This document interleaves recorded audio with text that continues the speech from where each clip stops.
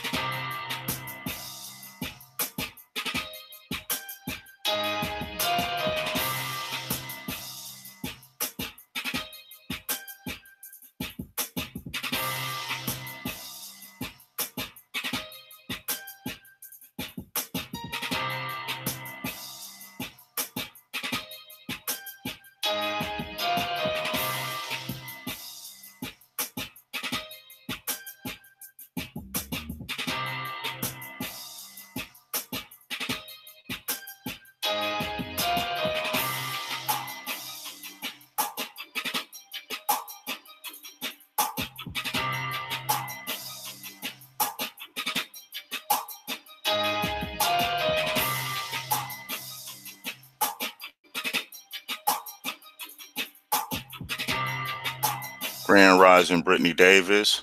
Grand Rising, Larissa Miller. Peace.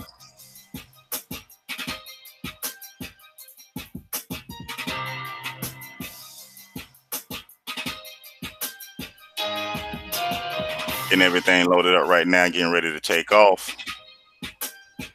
Thanks for catching your cab in the Rising.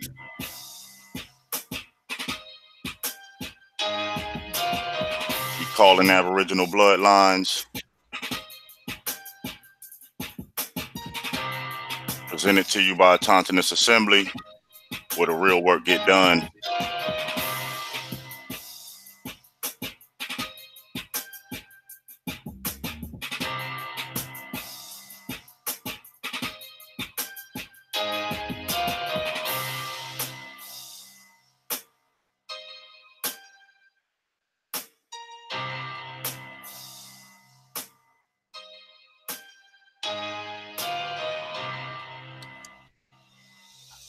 How's everyone doing this Rising? 16th, 2019,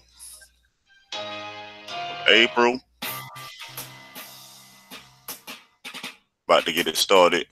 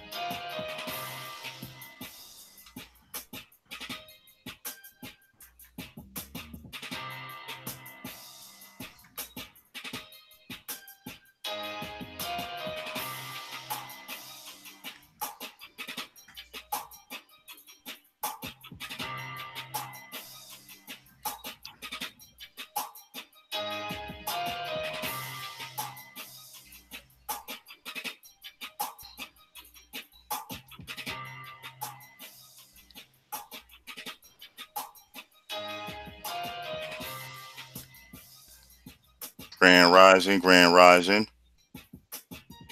First story of the Rising is the Morrill Land-Grant Act.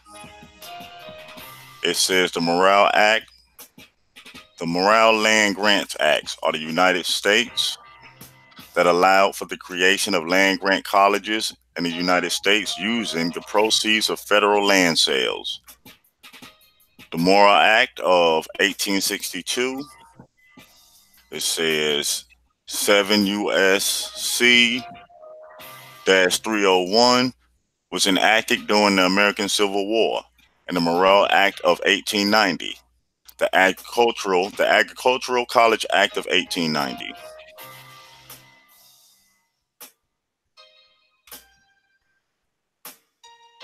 It says passage of original bill. For 20 years prior to the first introduction of the bill in 1857, there was a political movement calling for the creation of agricultural colleges. The movement was led by Professor Jonathan Baldwin Turner of Illinois College. For example, the Michigan Constitution of 1850 called for the creation of an agricultural school. Though it was not until February 12, 1855 that Michigan Governor Kinsley S. Bingham signed a bill establishing the United States' first agricultural college, the Agricultural College of the State of Michigan, known today as Michigan State University, which served as a model for the Morrill Act. On February 8, 1853, the Illinois legislature adopted a resolution drafted by Turner, calling for the Illinois congressional delegation to work to enact a land-grant bill to fund a system of industrial colleges, one in each state. Senator Lyman Turnbull of Illinois believed it was advisable that the bill should be introduced by an Eastern congressman, and 2 months later, Representative Justin Smith Morrill of Vermont introduced his bill. It states, unlike the Turner Plan, which provided an equal grant to each state, the Morrill bill allocated land based on number of senators and representatives each state had in Congress. This was more advantageous to the more populous eastern states. The Morrill Act was the first proposal in 1857 and was passed by Congress in 1859, but it was vetoed by President James Buchanan in 1861. Morrill resubmitted the act with the amendment that the proposed institutions would teach military tactics, as well as engineering and agriculture. Aided by the secessions of many states that did not support the plans, this reconfigured Morrill Act was signed into law by President Abraham Lincoln on July 2, 1862. The previous day, Lincoln signed a bill financing the Transcontinental Railroad with land grants. Less than 2 months earlier, he signed the Homestead Act, encouraging Western settlement. Together, these actions taken at a time when the Union was poorly performing did much to define post-Civil War America. 2. It states land-grant colleges. The purpose of land-grant colleges was, without excluding other scientific and classic studies and including military tactics, to teach such branches of learning as are related to agriculture and mechanic arts, in such manner as the legislature of the states may respectively prescribe, in order to promote the liberal and practical education of the industrial classes in the several pursuits and professions in life. Under the Act, each eligible state received a total of 30,000 acres of federal land, either within or contiguous to its borders, for each member of Congress the state had as of the census of 1860. This land or proceeds from its sales was to be used towards establishing and funding the educational institutions described above. Under Provision 6 of the Act, no state, while in condition or rebellion or insurrection against the government of the United States, shall be entitled to the benefit of this act. in reference to the recent secession of several southern states and the contemporaneous raging American Civil War. After the war, however, the 1862 Act was extended to the former Confederate states. It was eventually extended to every state and territory, including those created after 1862. If the federal land within the state was insignificant to meet the state's land grant, the state was issued scrip, which authorized the state to select federal lands in other states to fund its institution. For example, New York carefully selected valuable timber land in Wisconsin to fund Cornell University. The resulting management of this scrip by the university yielded 1/3 of the total grant revenues generated by all the states, even though New York received only 1/10 of the 1862 land grant. Overall, the 1862 Morrill Act allocated 17,407,000 acres of land, which when sold yielded a collective endowment of 7.55 million. On September 12, 1862, the state of Iowa was the first to accept the terms of the Morrill Act, which provided the funding boost needed for the Fielding State Agricultural College and Model Farm, eventually renamed Iowa State University of Science and Technology. The first land grant institution actually created under the act was Kansas State University, which was established on February 16, 1863, and opened on September 2nd, 1863.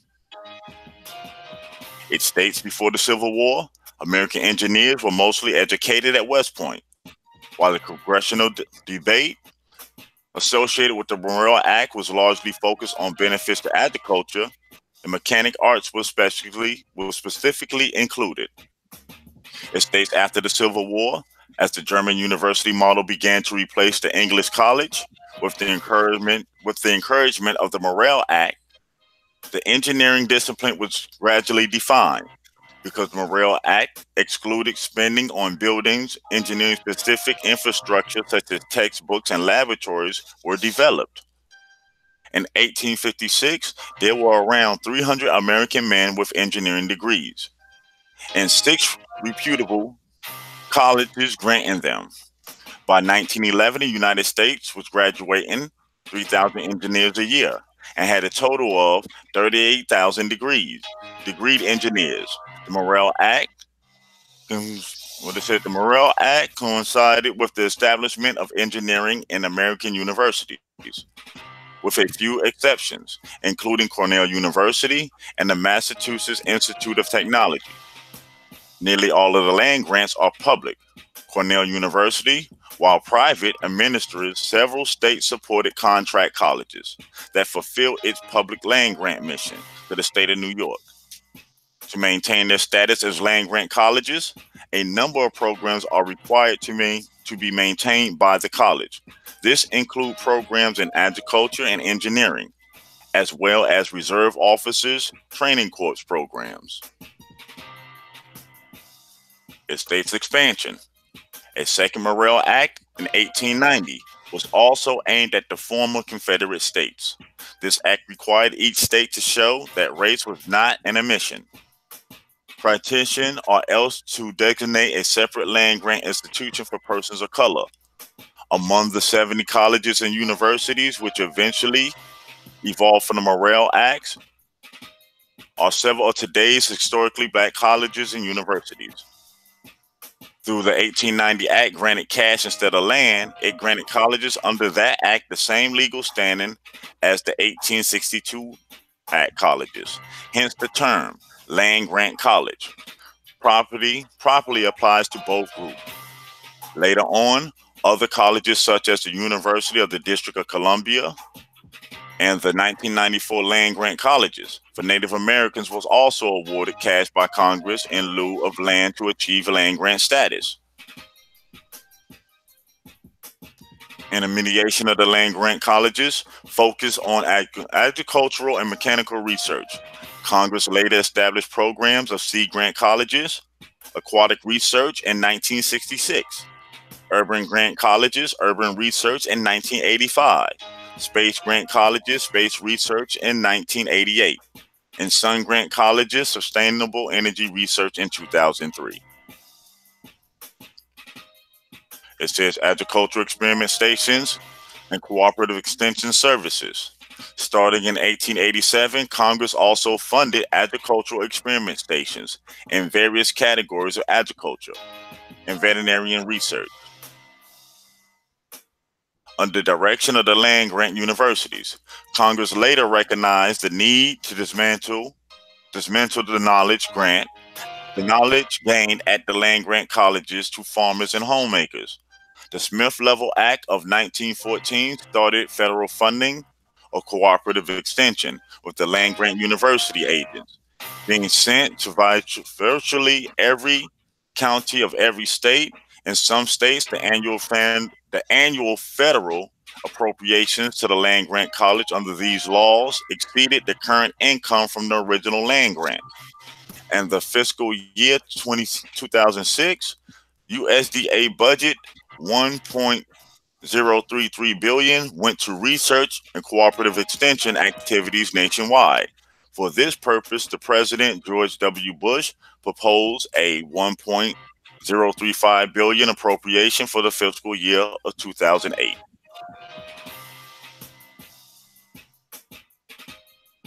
And that was the end of that one there. Grand Rising TMH.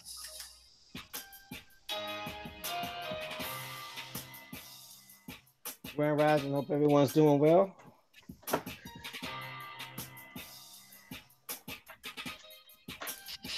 So what you was thinking about what you heard so far? Sounds like a land grab act to me. I'm just saying. Yeah. Makes you wonder. That's an understatement.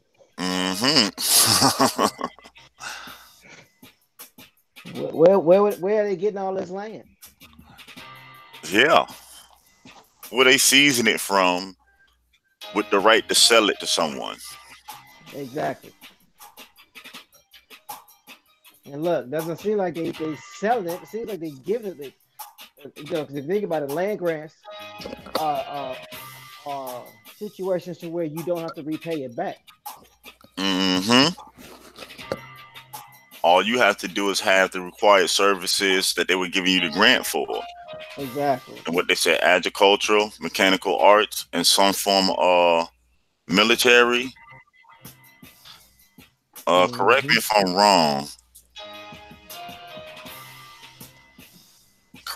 I'm wrong. Basically, the majority of colleges got agriculture, mechanical arts, and some form of military, ROTC type of things going on, color guard, recruiting services. Oh, okay. Well, I was just guessing. And if you think about this is during a time where we're coming up on what, World War I and World War II. So you need. Yeah. So you figure if it works the same way that it works today, majority of your students that go to ROTC, they end up going to officers candidate school after they graduate. Okay. Correct. And what they said before, the land grant colleges, the ones who did go, they went to West Point. Yep. Is that military academy? Yep. Exactly. It is. Just making sure I was correct, didn't want to misstate anything. Yeah, then I remember this part where they was talking about with Lincoln in this article, where they said the previous day Lincoln signed a bill financing the Transcontinental Railroad with land grants. Less than 2 months earlier, he signed the Homestead Act, encouraging Western settlement. Together, these actions, taken at a time when the Union Army was poorly performing, did much to define post-Civil War America.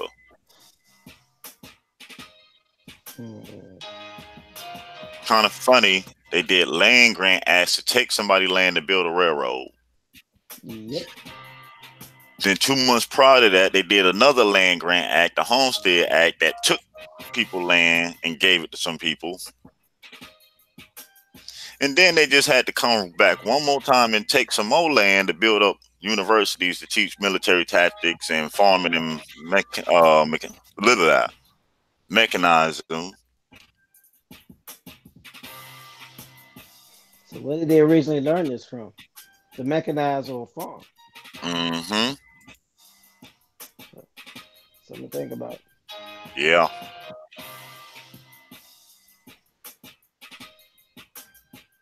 Very interesting.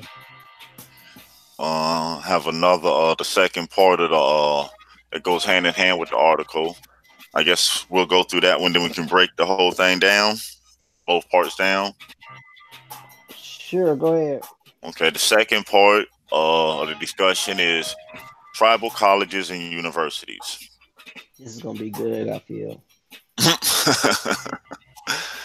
In the United States, tribal colleges and universities are a category of higher education. Minority serving institutions defined in the Higher Education Act of 1965. Each qualifies for funding under the Tribal Controlled Colleges and Universities Assistance Act of 1978. It says, or the Navajo Community College Act, or is cited in Section 53, well, Section 532 of Equality in Educational Land-Grant Status Act of 1994. It states these educational institutions are designated by being controlled and operated by American Indian tribes. They have become part of American Indians' institutions, building in order to pass on their own cultures. The first was founded by the Navajo Nation in 1968 in Arizona, and several others were established in the 1970s. As of 1994, they have been authorized by Congress as land grant colleges. Presently, there are 32 fully accredited tribal colleges and universities, TCUs in the United States, with one formal candidate for accreditation. It states in the history, tribal college movement grew out of the American Indian self-determination movement of the 1960s. Tribal colleges are located on or near Indian reservations and provided access to post-secondary education, accredited degrees, and vocational training for both Indian and non-Indian students. Navajo Community College, now called Dine College, the first tribal college, was founded on the reservation at Tesel, Arizona in 1968 and accredited in 1979. Tensions immediately arose between two philosophies. One, that the tribal colleges should have the same criteria, curriculum, and procedures for educational quality as mainstream colleges. The other, that the faculty and curriculum should be closely adapted to the particular historical culture of the tribe. There was a great deal of turnover, exacerbated by very tight budgets. Several other tribal colleges were established in the 1970s, and enrollment was steadily increased. It goes on to state, Indian culture and tradition have become a part of the curriculum since the 1970s, when many other colleges were established. These institutions are generally located on reservations and face problems similar to those of other rural educational institutions: recruitment and retention of students, and facility and curriculum issues. Lack of funding, along with the minimum resources of some tribes, have been obstacle for some tribes. For some Native American nations, revenues from casino gambling have aided in their building educational institutions. In general, enrollment has increased significantly, particularly in areas where reservations have significant populations. In 1982, the total enrollment at tribal colleges in the United States was approximately 2,100 by 2003. It had increased to 30,000. This also reflects a return to reservations by numerous American Indians, for instance, on the Great Plains. By contrast, California's only tribal college, D&Q University, located west of Davis, California, closed in 2005. It reopened briefly with 6 students in 2006. Unlike most of the institutions, it is not affiliated with a single tribe or reservation. In 1994, under the Elementary and Secondary Education Reauthorization Act, the tribal colleges were authorized by the U.S. Congress as land-grant colleges. Most offer 2-year degrees. All those 6 are 4-year institutions, and 3 have master's degree programs. Several colleges, such as the College of Menominee Nation, have developed transfer agreements with affiliated state universities to allow students who graduated from 2-year tribal college to receive junior status at the state university system. It states with Senti Gleska University in South Dakota has a master's program affiliated with Red Crow Community College and Canadian universities in Alberta.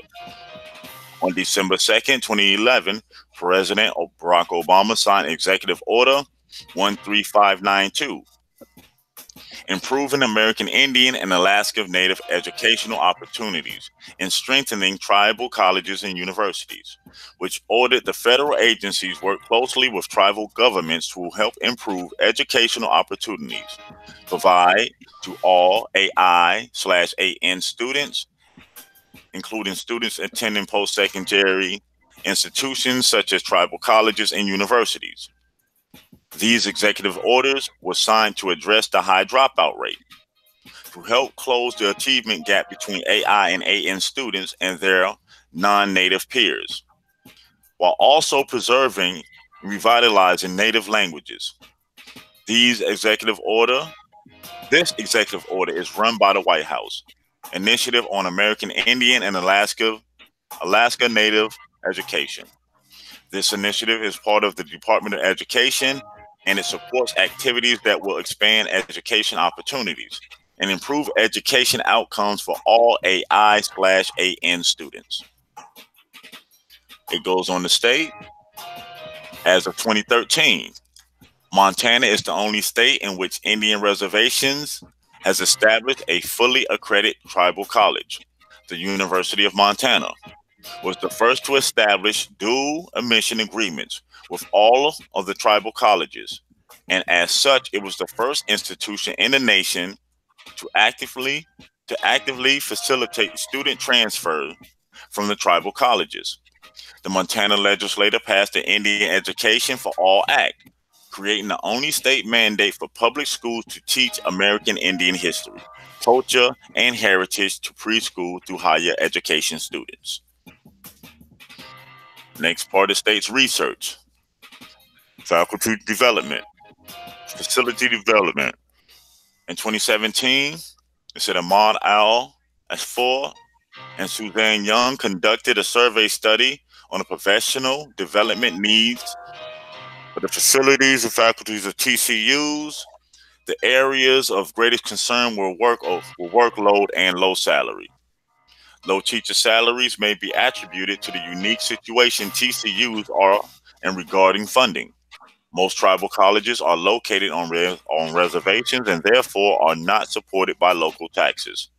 They only receive support federally and remain chronically underfunded. Al Asfour and Young argued that this underfunding and subsequent low faculty salaries may be a cause of low retention for facilities and result in mostly inexperienced faculty accepting positions at TCUs. Additionally, Al Asfour and Young found that non-Native American facilities reopened significantly greater challenges in learning Native American culture compared to Native American facilities, and therefore argue that facility development should focus on training the non-Native staff in regards to Native American culture to better serve their population of students. TCUs are unique institutions and therefore require special attention to understand the needs of their faculty and to allocate resources as needed. It goes on to state role of mentorship.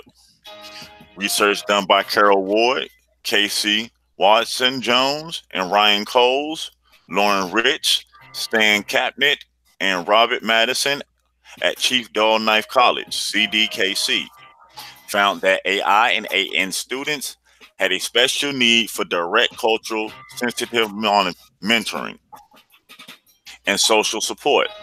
The case study of the CDKC explored outcome students attribute to their experiences working on a research project under a mentor and the effects this participation had on students' attitudes.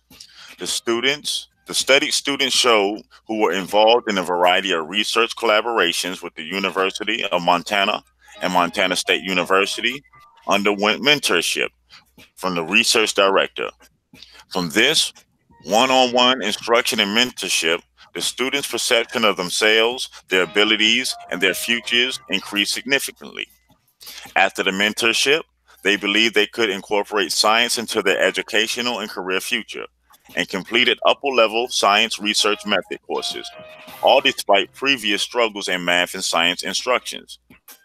Most importantly, the students were able to recognize their academic strengths rather than viewing themselves negatively and change how they envisioned their future. Ward et al. Found that student involvement in instruction led mentored research projects, as well as independent and student led research activities, improved student performance and confidence in math and science, improved course retention and completion, and resulted in more students planning to pursue 4-year degrees. It goes on to state role in preserving native languages. As the use of native languages decreased, Parkers explored the role of TCUs having language preserving among college age students and youth. Many TCUs have native language courses and are also beginning to bring those programs to elementary students and younger. Implementers of these programs have already begun to see small achievements, such as more often hearing things like greetings in native languages on campus. Some of these programs focus on a model that connects the children with elders and help the parents learn the language too. TCUs may be lighting the spark in this movement. Goes on to state, study of TCU drug and alcohol problem and solutions. Duran, Margaret, Parker, Askura, Kip conducted a web-based survey of 340 students, faculty, and staff to better understand how TCU members perceive drug and alcohol problems and their readiness to address these issues. They found that both students and staff perceive alcohol and drug problems as being a serious problem, but also the TCUs have strong systems of social capital in place to address them. These systems include staff who will intervene, traditional activities that bring people together, and overall respect for one another. From this study, TCUs have been able to receive grants to enhance academic achievement by addressing alcohol and drug needs on campus and continuing to study them. Duran argue all argue these are the first steps to develop a cultural appropriate and sustainable alcohol and drug abuse treatment and prevention strategy for TCUs, which in turn enhance post-secondary academic success among Native students. Goes to state affiliations. The American Indian Higher Education Consortium, founded in founded in 1972, represents 37 tribal colleges in the U.S. and one in Canada. The organization is jointly governed by presidents from the member institutions. AIHEC provides TCU's technical assistance in planning new lost the marker for a second. Assistance in planning new incentives and acts in a platform for networking between the institutions, while also providing a comprehensive data collection system. Beyond this, the AIHEC mainly acts as an advocate for the tribal college movement and has had a role in most legal victories of the movement. States further on, special programs. Based in Huntsville, Alabama, Tribal Earth Science and Technology Education. It's a NASA-funded team of 9 tribal higher education institutions and the University Space Research Association's Earth System Science program. The collaboration is designed to enhance Earth system science, geoparticle education using problem-based technology,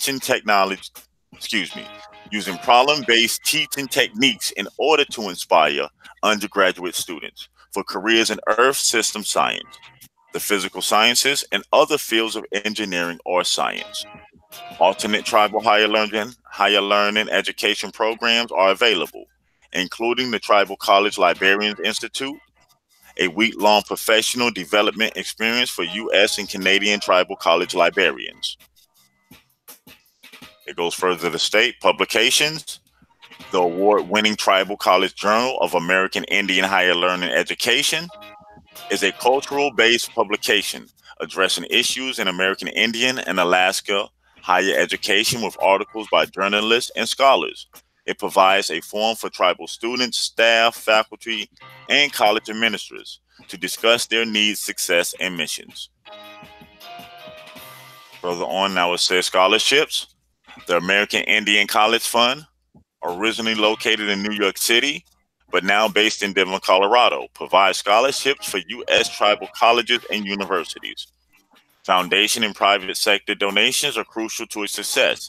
Its mission is to transform Indian higher education through funding and awareness of community-based accredited tribal colleges and universities, while offering students access to knowledge, skills, cultural values in order to enhance both the communities they serve and the country as a whole.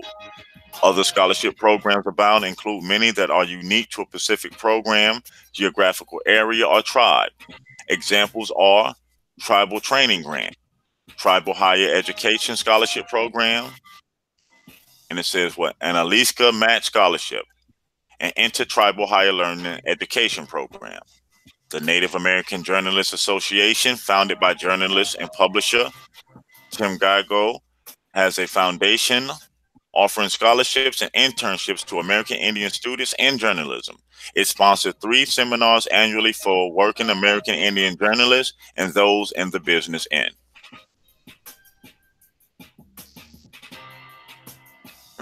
Just more legal codes and stuff. I'll post that up if anybody want to look at the codes and the different things that got went into place. Yeah, go ahead and post that link. And we have a lot to digest. First, I want to say peace to the chat. So, what do y'all think so far before we start getting our shovels and our backhoes and digging into these moral acts, land grants, and tribal universities?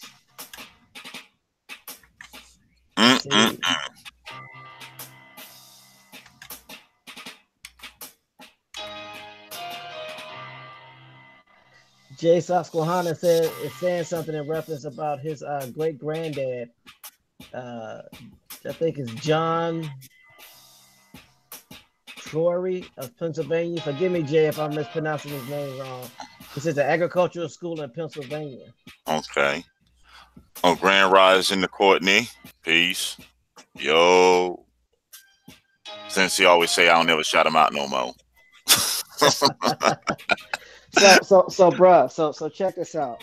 Mm-hmm. You know how you and No Sellout and a lot of other individuals that have been doing this work. Shout out to all the Aboriginals who are putting in the work.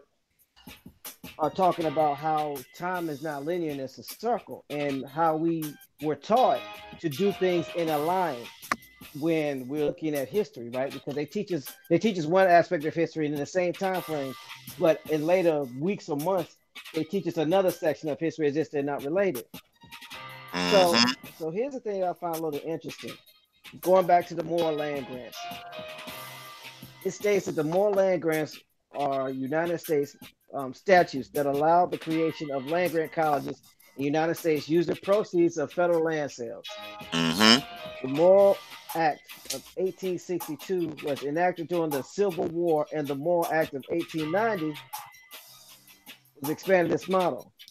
And it goes on to state that it was done because the Union was getting a butt kick. Facts. So let's look at when the Civil War started. Because we need to know, when do you got time to be grabbing land and fighting the Confederates? Because it said it was the bloodiest war that was ever on American soil, right? Brother against brother and all that stuff.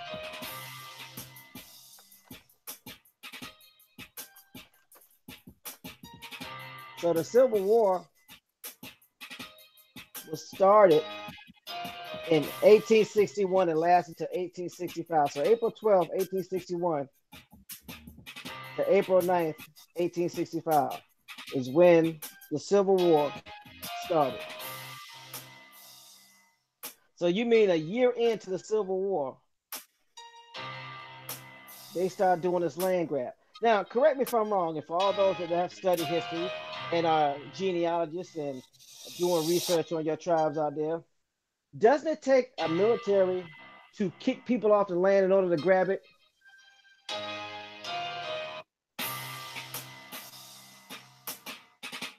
I'll say it again. If you're doing a land grab and there are people occupying it and you're selling, that means you got to kick people off the land in order to do that, right? Yep, you're selling land that people living on. So how are you fighting a war and fighting Indians at the same time? I'll wait. Could it be the war was running Indians off the land because you were selling it? Oh my. So let's do something else. Because it also states, let me go back, I want to make sure we do this right. Yes, sir. Oh, I've also posted both links in the chat. I'm finna repost them again. So if anyone wants to have them for themselves to read, I'm reposting them right now again. And I will constantly throughout the show. Okay, so it says Abraham Lincoln on July 2nd, 1862. The previous day, Lincoln signed a bill financing the Transcontinental Railroad with land grants. And then less than 2 months earlier, which had to be in May.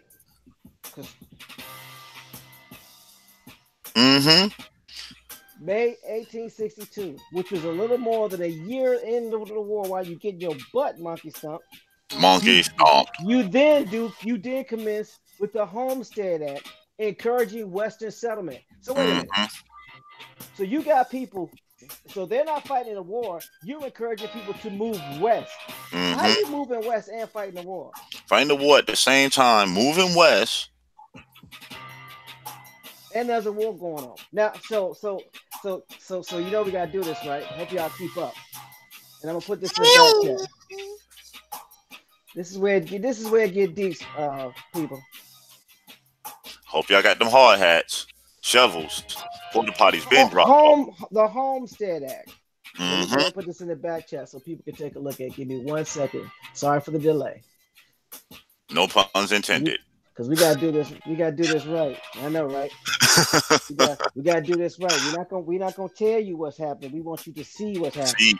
Yes, sir. If there's any information that contradicts what we're saying, we need you to be our eyes and hold our feet to the fire and make sure we're presenting the correct information. Don't just take our word for it. So while my slow tail computer is coming up, I'm gonna go ahead and start reading it and I'll drop it in the back chat. So it says the Homestead Acts were several laws in the United States by which an applicant could acquire home ownership of government land or public domain, typically called a homestead. In all, more than 160 million acres of public land, or nearly 10% of the total area of the United States, is given away free. Hold on. Free to 1.6 million homesteaders. Most of the homesteaders were west of the Mississippi River. I'm gonna read that one more time. The United States was giving away free to 1.6 million homesteaders. Most of the homesteads were west of the Mississippi.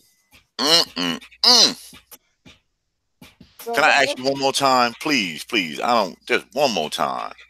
I don't think Okay. they heard it. I don't think they heard it when you said it. This what you just read one more time for me personally. Okay. The Homestead Act were several laws in the United States by which the applicant could acquire ownership of government land or public domain, typically called homestead. In all, more than 160 million acres of public land, or nearly 10% of the total area of the United States, was given away free to 1.6 million homesteaders. Most of the homesteads were west of the Mississippi River. So, so, Ain't that something? so here's the challenge with that: 1.6 million people. So how are you moving your family out west and fighting in the Civil War simultaneously? Hmm. When did the Trail of Tears happen again? Hold on.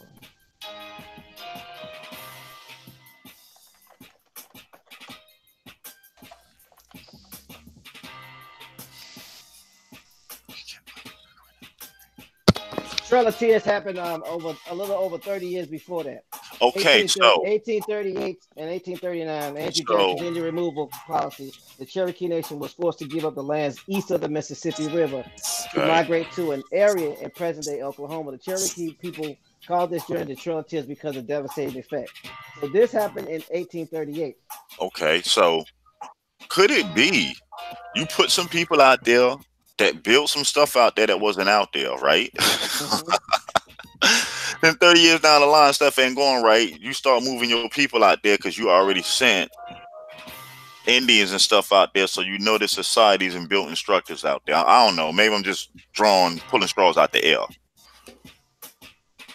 30 years prior, you forced Indians to go out that way.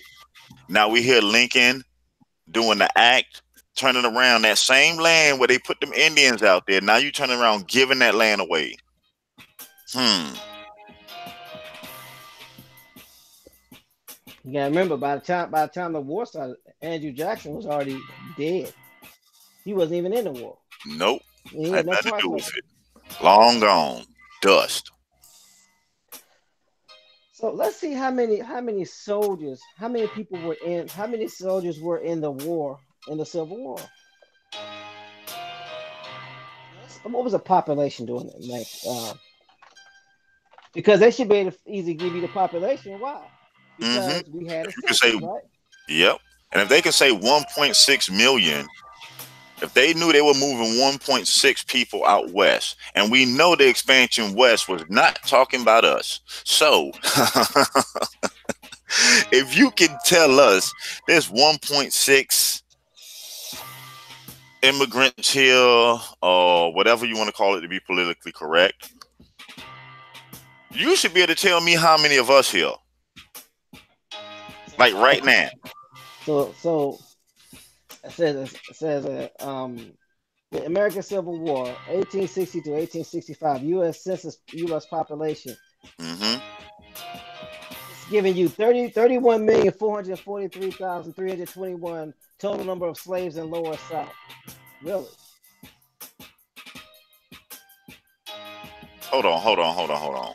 What was that again? It said there were 31,443,321 total number of slaves in Lower South. And what year was this And, again? and it said it was 47% of the total population. This is from 1860 to 1865. So if it's that, and there's only 1.6 million. Hold on. Didn't What they I'm say what I'm Lincoln? saying is they gave land to over 1.6 million. But Hmm. my question is, if they gave land over 1.6 million, but you had over 31 million slaves, and it was 40% of the 47% of the population, who was fighting in the war? Who was moving west? Please explain. Somebody's math is not adding up. Yeah, it sound like a whole lot of ooh ooh to me. So let me do this. How many soldiers fought in the war?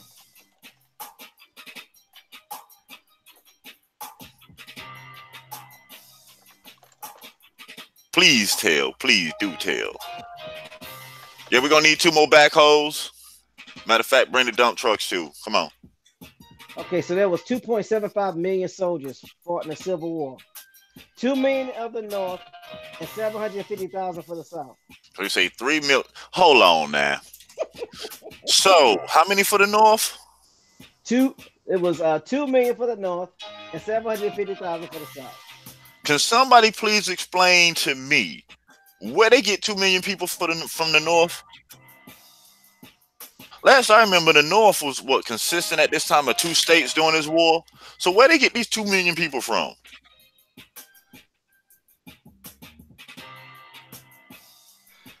Because the war started because 2 states. Remember, it was 2 states. The Union consisted of 2 states. So these 2 states got an army big enough of 2 million people.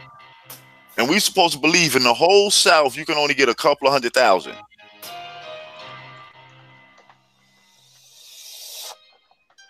But they also told you that they used so-called slaves in the war, right? We have heard these stories. They done told us there's what, 31 million? Hold on, man. I'm like, y'all, what, they on some Harry Potter mathematics?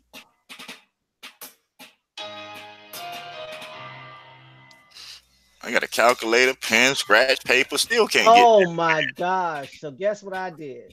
What's that? I decided to look up the United States Census in 1860. Oh, yes. And it says, now, I'm going to go back because maybe I read this wrong. It says, the United States started June 1, 1860, and lasting 5 months.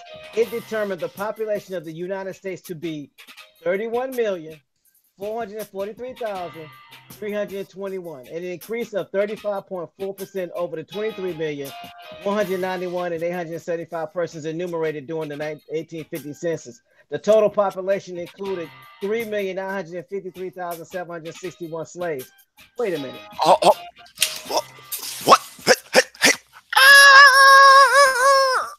Hey.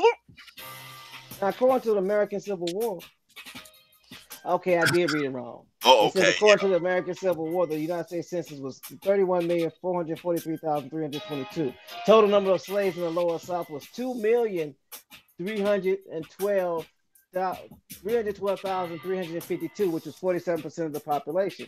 But how is that 47% of the population when it's 31 million Americans? Yeah, something wrong. 2.3 million is not 47% of 31 million.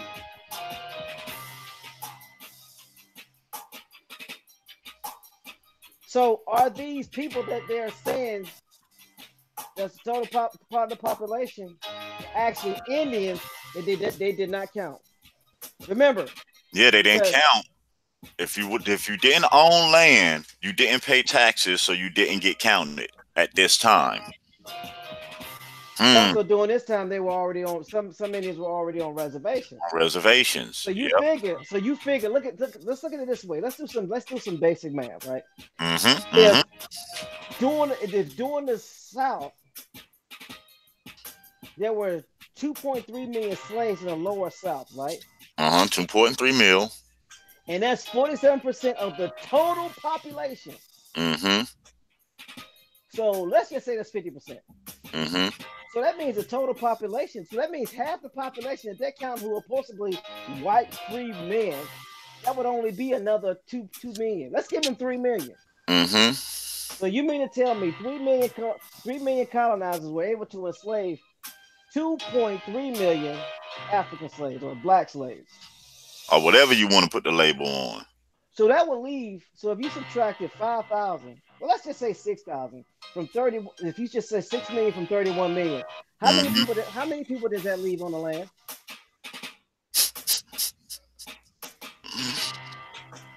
That's over 25 million people, right? So that means there was over 25 million Indians.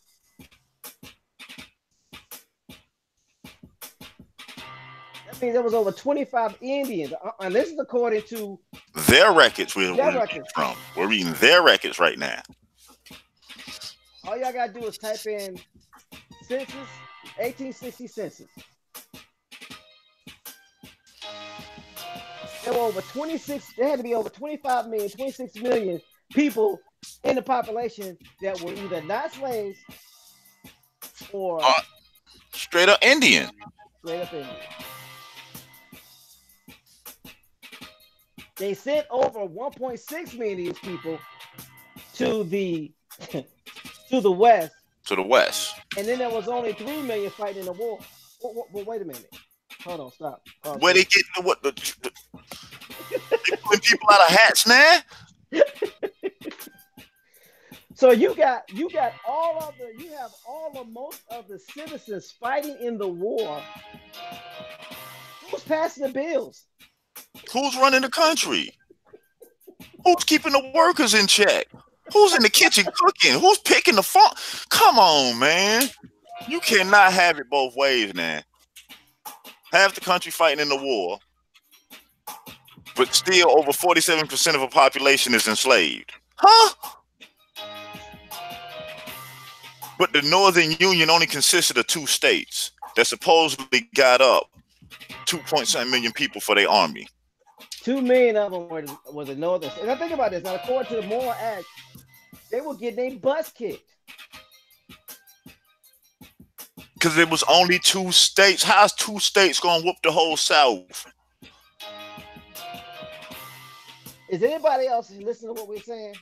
The Union consisted only of 2 states. Remember, the Civil War isn't what they showed you, that line divided. Oh, this whole, no, 2 states against the South. Go back and look at the secession and see what happened.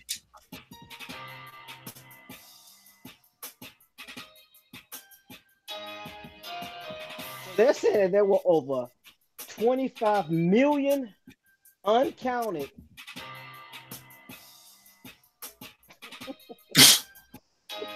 Indians. You can't make this up. Because we've been doing this, for the last week doing the census. They've been telling us about the reservations, who they counted, who they didn't count it, how they labeled them, how they broke them up. So we know they out there. They can't even keep with their own lives, man. Now the American population was 31,443,321.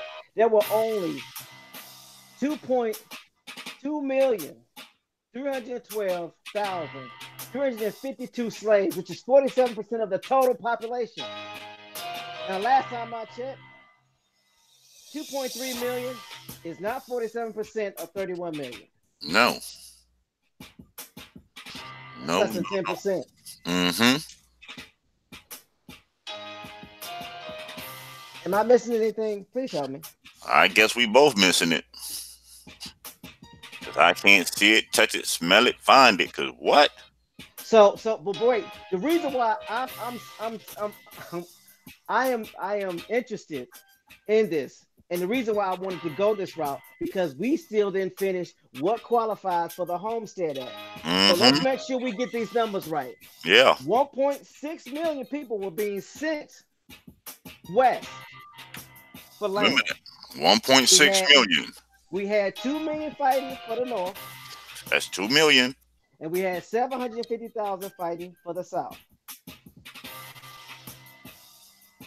And the total population, according to the census, was 31 million, right? No. The total population was basically 53% over 2.3 million people.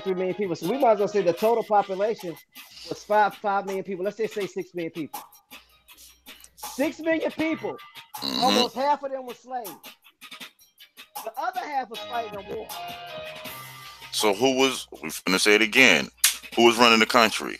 They needed 1.6 million people to go over west. West. You have already depleted the total population of people that would have either been free or not Indian. Okay, so we go. So y'all got that? Now let's go back to the Homestead Act. Yes, sir. An extension of the Homestead principle in law, the Homestead Acts were an expansion of the free soil policy of Northerners who wanted individual farms. Okay, stop right there. Northerners who wanted individual farms. I thought they were all fighting in the daggone Civil War. So what farmers were they talking about? Hmm. Remember, if you do your research, a lot of our ancestors owned farms. Let's keep reading.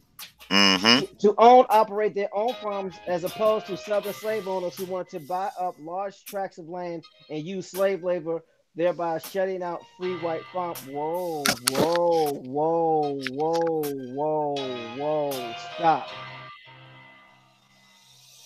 Let me read that again. An extension of the homestead principle in law, the Homestead Acts were an expression of the free soil policy of Northerners who wanted individual farms to own and operate their own farms, as opposed to Southern slave owners who wanted to buy up large tracts of land and use slave labor, thereby shutting out free white farmers. Quick question. Hmm. Who were the So, slaves? Oh, I want to call. who the slave owners? In the South. So you was so it says they making a distinction. I need y'all to hear this. They said to own and operate their own farms as opposed to southern slave owners, right? Who Mm-hmm. wanted to buy up large tracts of land and use slave labor, thereby shutting out free white farmers. Mm-hmm. So why? So if who the free white farmers? Please tell someone, please, please. If you found them, send them this way. You want to talk to them. And who are the southern slave owners? Haven't we heard these stories about our ancestors owning slaves? And they want to make it seem like they own their own people. Hmm. Then we read who was sent over here slaves, like I want to say last week sometime, and touched on it some yesterday on yesterday's show.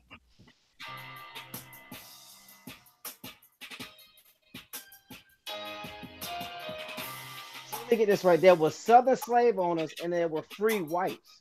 Mm-hmm. Don't y'all find that this distinguishing Why are that they that saying southern slave owners and free whites in the free South? whites? Wouldn't you think that the free whites be the southern slave owners? Hmm. And why are they saying free whites? Listen to the wording, relatives that's rising. Free whites. So if you can say there's free whites, what that mean? You have whites that are what? Slaves, not free. So who's doing the work again?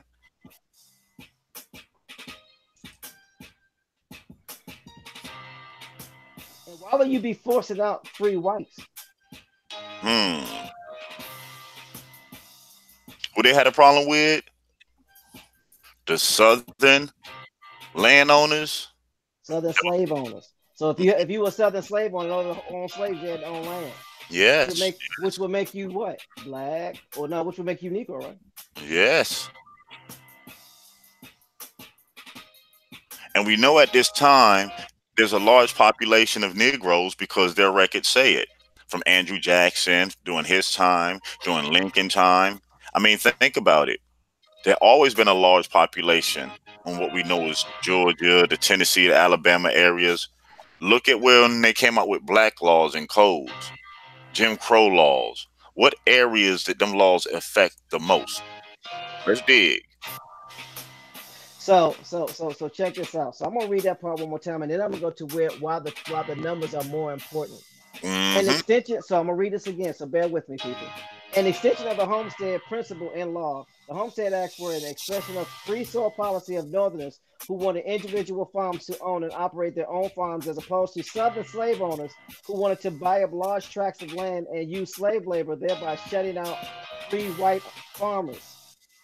The first of the acts, the Homestead Act in 1862, opened up millions of acres. Any adult who had never taken up arms against the federal government of the United States could apply. Stop right there. Mm.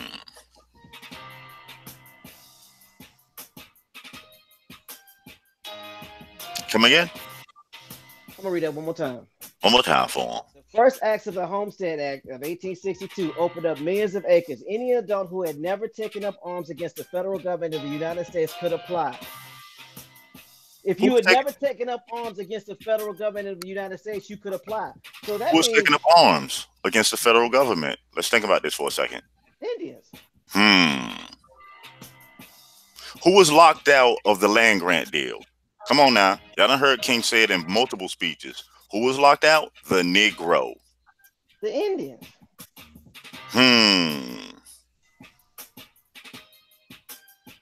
Exactly, David Corey. Bingo.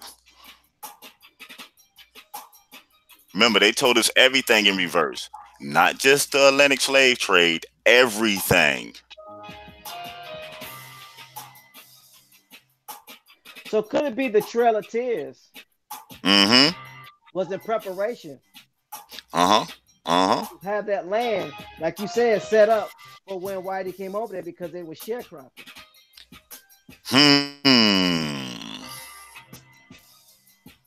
And they had to teach him how to track that land over there because land all over the United States is different. It's not the same.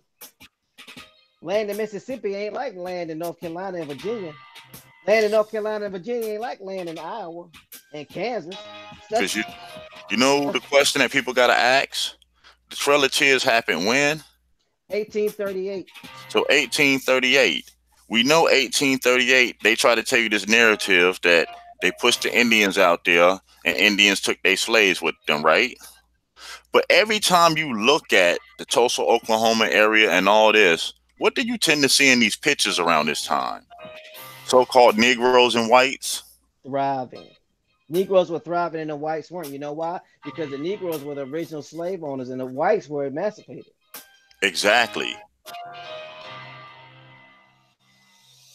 And if they were free white farmers, the free white farmers were who? The people that were given this land from their master. And why do they just say free white farmers? Come on, man. Because these free white farmers were who? All right. I'll let y'all marinate on that. So I'm going to keep reading. So it says the first Acts of Homestead Act of 1862 opened up millions of acres. Any adult who had never taken up arms against the federal government of the United States could apply. Women and immigrants who had applied for citizenship were eligible. Wait a minute. What? Women and immigrants who had applied for citizenship were eligible. Why are they separating women and immigrants? Uh-oh. Ain't this the time that they sent 8.8 million immigrant women and children from so-called Europe over here too? Oh my goodness. What have we stumbled upon?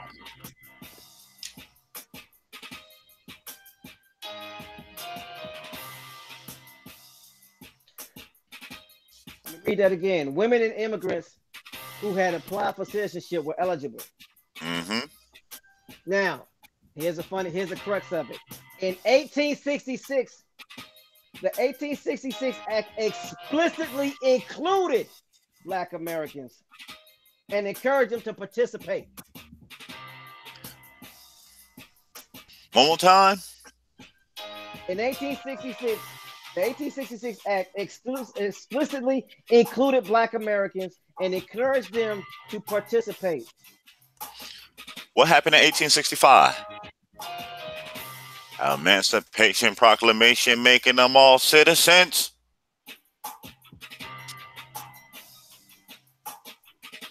So who was emancipation for?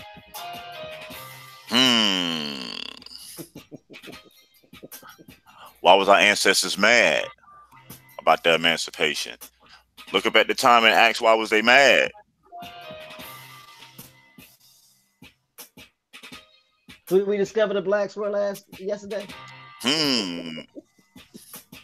Stop using your eyes, people. Stop using your eyes. It's not a color. It's a class system. So here we go. In 1866, Act explicitly included Black Americans and encouraged them to participate, but rampant discrimination slowed Black gains.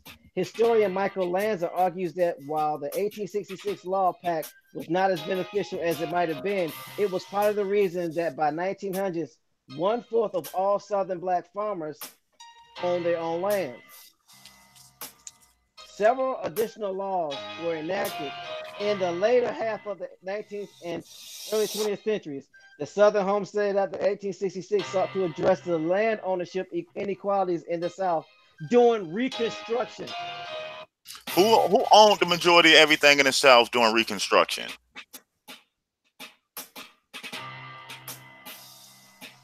Let me see.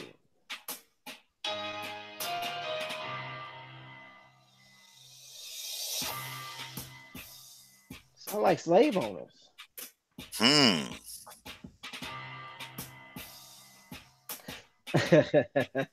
Reconstruction Act was a period from 1863 to 1877 in American history. It was a significant chapter in the history of American civil rights.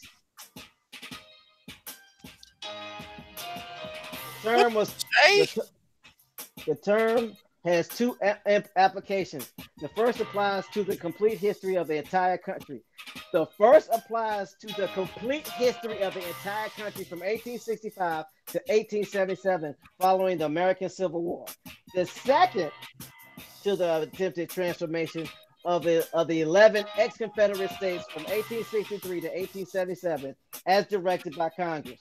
Reconstruction ended the remnants of Confederate secession and ended slavery, making the newly freed slave citizens with civil rights ostensibly guaranteed by three new constitutional amendments. The three visions of the Civil War memory appeared during Reconstruction. The Reconciliation vision, which was rooted in coping with the death and devastation the war had brought.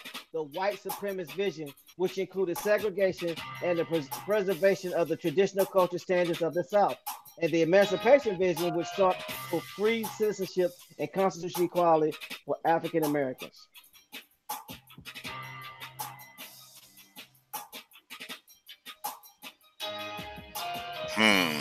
So my question is this. You're sending 1.6 million women and immigrants and blacks, women immigrants and blacks to the West, where there are a bunch of savage Indians. Well, no, these are civilized Indians. Excuse me. Why? Why are you sending women and children out there? At this time, when did the Louisiana Purchase happen?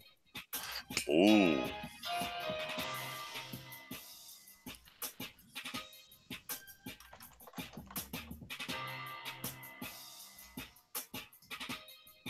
That happened in 1803, so that had already been done. The Louisiana Purchase happened in 1803. But you know what? It shows the prelude to them moving out west. Right. Because they had to get it out there. Well, I won't even say them moving out west. Us building facilities and structures and them coming out west to work out there.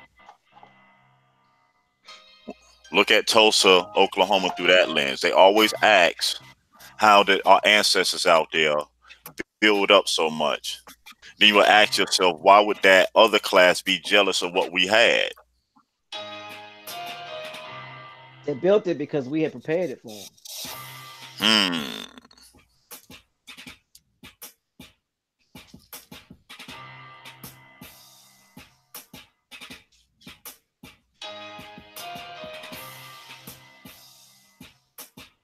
The next thing, if we were so much of slaves and inadequate, how did we run the South?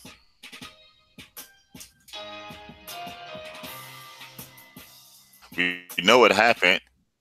We then did the revealing of the baseball cards, but they put the hits on the Aboriginal Republican leadership at the time. So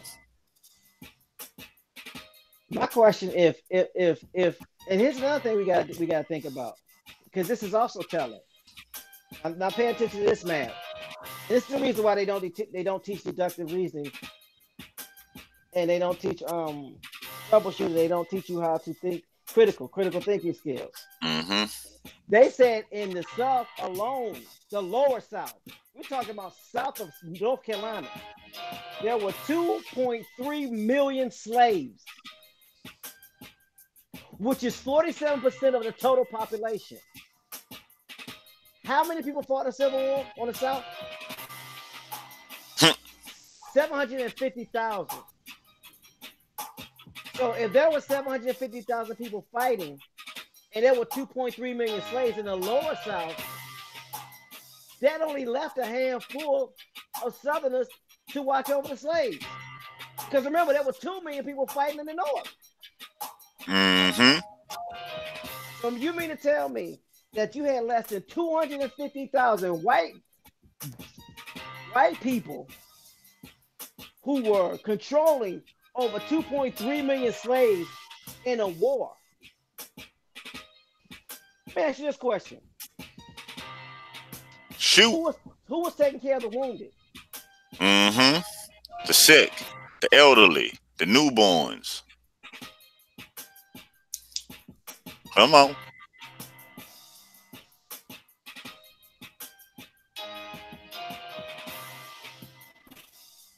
I mean, even look at it like this. You're going to beat somebody's family member, and you're going to feel comfortable enough to let this family member's other relative fix your food, raise your children, and be in the house with you while you sleep at night, and everybody wake up. Hold on. So Free says all this being uncovered also shows why they fragment education the way they do. They teach history, black history, social studies, and everything else. They teach history in segments because if you start putting this shit together and start adding up, it don't make sense. And it doesn't. Because all it takes is one person to ask the right question. I got one. Me and you was talking about this. Didn't Negroes have the right to vote in the 1800s? Yeah, they did. Okay, so if Negroes had the right to vote in the 1800s, that would explain why in the South you can vote in Aboriginal politicians, right? Yeah. Now, didn't last week we read a letter about a particular group going to Congress complaining that they had to change something and remove us because there's too many of us and they can never win an election? Yeah. Oh, okay, and this was 1906?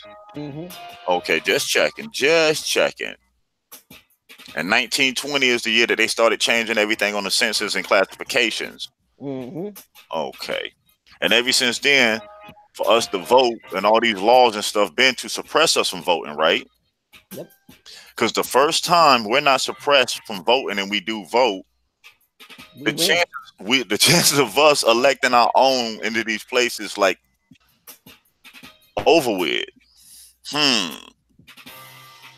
So could it be all this realignment and gerrymandering and confusion and breaking up of history is to keep you suppressed, not to vote, not to realize the power that we do hold?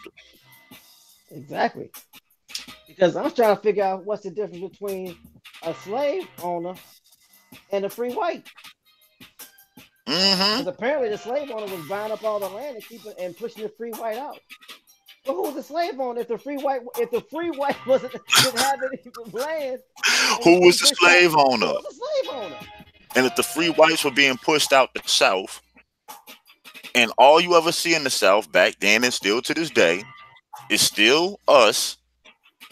I mean, Andrew Jackson was still fighting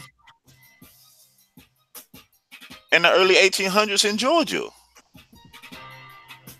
Basically the same people that's still here in Georgia.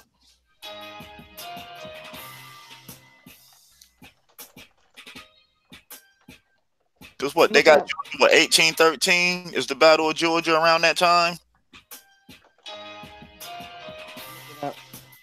How many Indians left? How many Indians left during the Trail of Tears?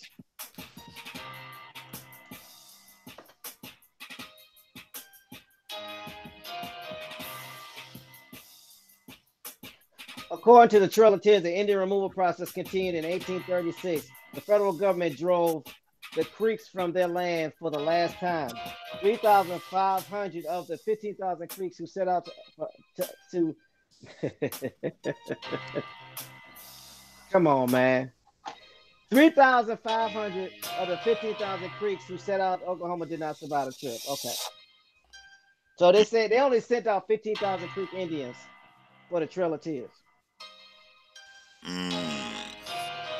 And at that time, according to them, it was over 20 million. The population was over 20 million. That means the majority of the population was still on the East Coast. I got a question, y'all.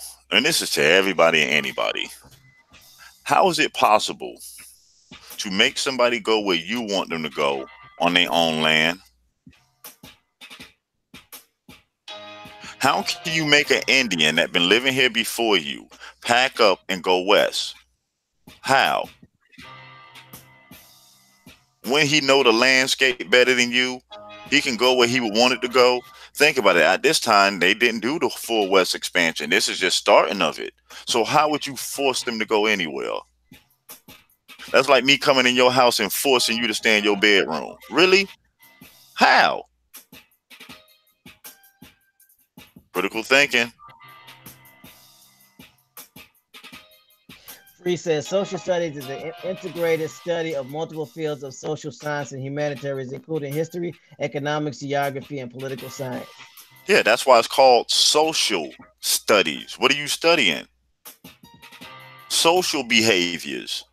It's a social construct. David Corey said that's that's the charge, treason. Mm-hmm. It's high treason.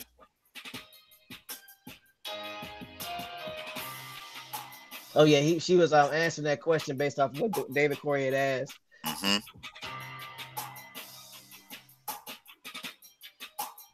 I mean, like, wow. So first we get the Homestead Act, right? And they go to season land and stuff. Then after before the Homestead Act, we forgot one act before that. The Intercontinental Railroad Land-Grant Act. Oh man, I forgot all about that. Let's go look up that. Mm-hmm.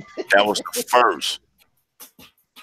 Because that mean they had that's the reason why they had to import the Asians to work on the railroads, because the 300,000 Chinese that they forget to speak about, that they imported to work along on the railroads.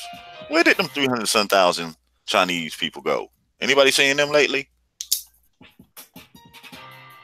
Because we know they didn't go back to China.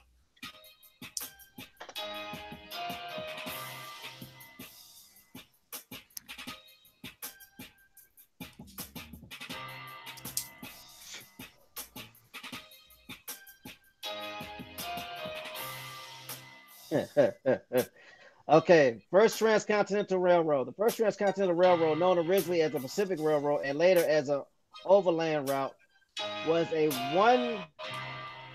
1,912-mile continuous railroad line constructed between 1863, during the time of the Civil War, mind you, and 1869, that connected the existing Eastern U.S. rail network at Omaha, Nebraska, Council Bluffs, Iowa, with the Pacific coast at the Oakland Long Wharf of San Francisco Bay. The rail line is 1831, right? Okay. I'm just writing this down. You said the start of this was what, 1861? 1863. It was constructed between 1863 and finished in 1869.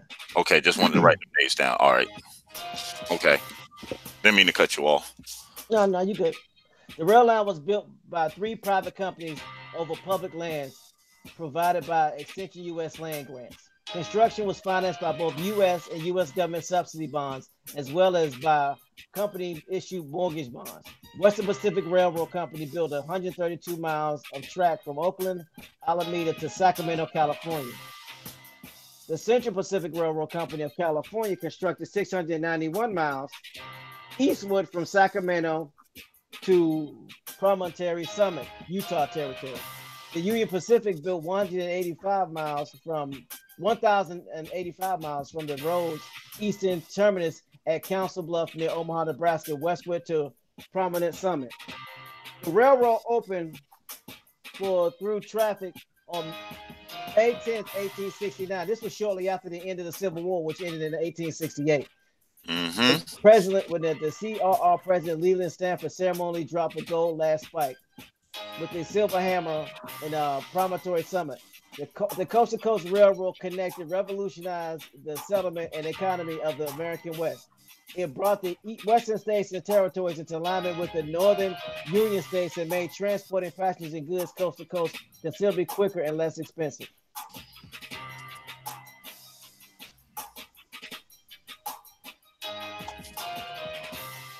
Let's look and see who built the railroad. I was writing dates down while you was doing that, right? Mm-hmm. Let me show y'all what I got. 1831 is the Trail of Tears, right? Mm-hmm. Moving out the expansion of them moving the so-called Indians out west. 1863 is the beginning of the railroads expanding out west. Okay. 1865 is the Emancipation Proclamation, giving somebody citizenship. 1866 is the Treaty of 1866. We must not forget the Indian Treaty of 1866. 1868 Civil War. 1869 they finished the railroad. Isn't it funny there's a whole lot of treaties and moving around and construction going on when there's supposed to be being a war? Yeah. Yeah. And there's over 20. There's only 25 million people not accounted for. When I put And less than 10% of them are out west. when I put these numbers down, these dates and historical events that go hand in hand, it looked like a relocation act. That's That exactly what it was. they call a civil war. You got to remember they say civil. The Civil War was us refusing to leave. Basically. And we didn't. They left. Mm-hmm.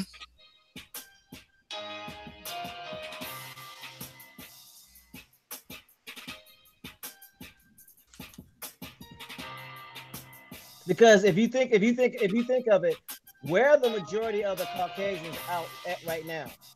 Do a Yeah. lot of us live in Nebraska? Do a lot of us live in Iowa? Do a lot of us live in Kansas? If they move all the Indians, and we would believe that those Indians were us out there doing a Trail of Tears, why are there many of us out there? I'm not saying there are not any of us out there, but there are not many of us out there. Mm-hmm. I mean, just go to Google and look at the population. Just type in the population of Google and see what it tells you. You're like, hold on now. Somebody got moved out west.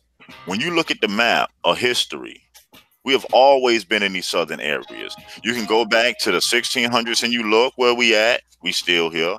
1700s, we still here. 1800s, still here. 19 still here. Shoot, it's 2019 and we still in the South. So who moved? Who had to get out?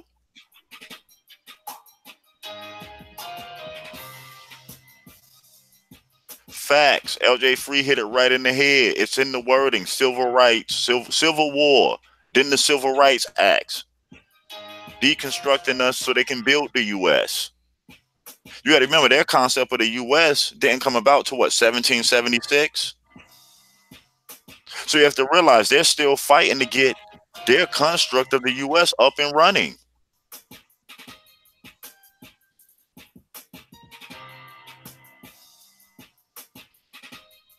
Think about it. They haven't even been at this for 100 years yet. We just at what, 1869. It's not 100 years to 1876. So they're still fighting and trying to put together their construct of America, the U.S. at this time. That's what's going on.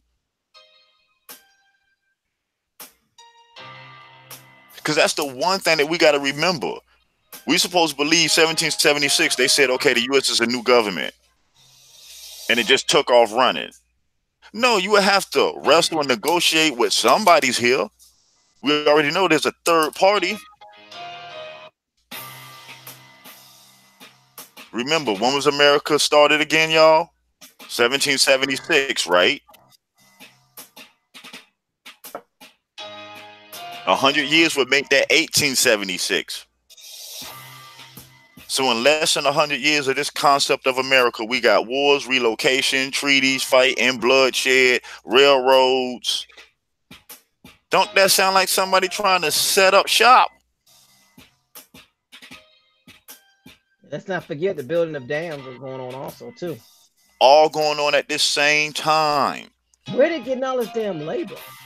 when they got slaves that they got to deal with. They're supposed to be having uprisings and running away. That's a lot Right. of manpower. That's a lot of manpower when you ain't got many people contending with the slaves. When more than a third of your people are off the war. So let's even think about it. What about all the dead soldiers? So where did they get the population back from?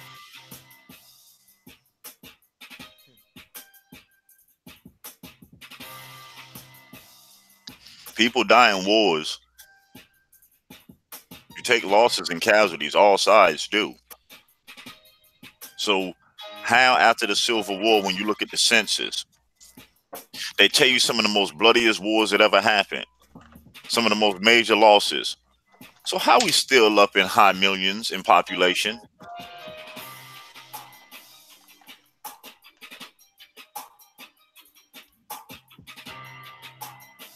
Oh yeah, that's a fact, David Corey. We don't even discuss the 400-year slavery thing because that mathematics has been thrown out the window. It said roughly 1.2 million American soldiers have died in nation's wars. 620,000 in the Civil War.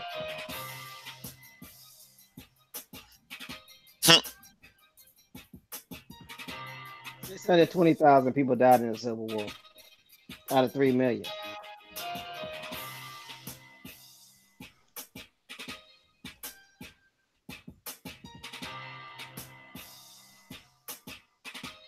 Facts, LJ. America has been at war 93% of the time. 222 out of the 239 years since 1776.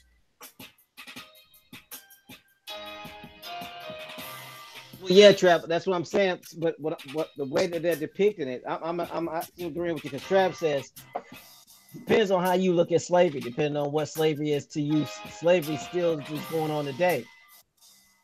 Okay, and that's actual facts. And it's still But making 200 something years going on right, today. and the way I'm looking at it is the way I'm way looking at the way that history has depicted slavery. See, we understand what slavery is and what it meant. Basically, meant indentured servant. But my question is according to how they're depicting slavery, because remember they got slavery depicted as they brought us here on ships, and we was in shackle and chains the whole time, and we was under a totalitarian rule. That How you never gonna have a happened.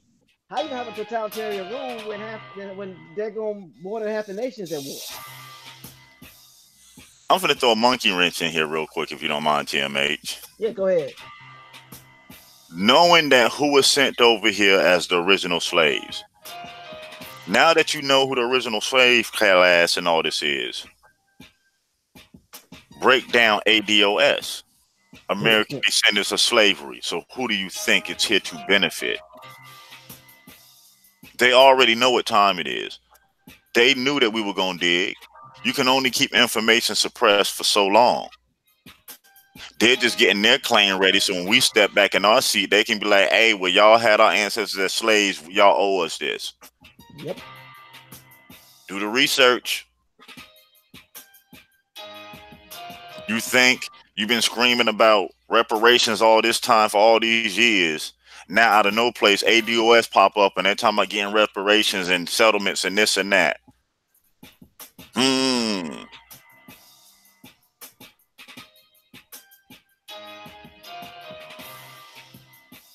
We the people.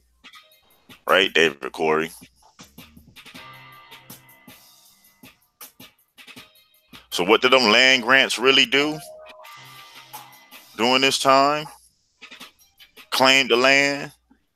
Then they came in, running our people off of their land so they can turn around and resell it to their own people or give it away to their own people.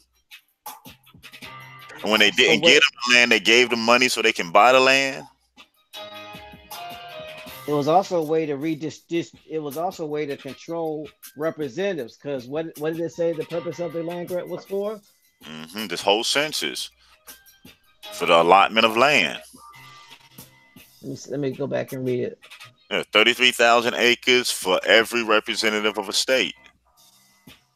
And what they said, the eastern side had more of their people, because we have to look at what they're talking about their government at this time. We have to remove ourselves from a lot of these talks because they're talking to their people and their government at this time.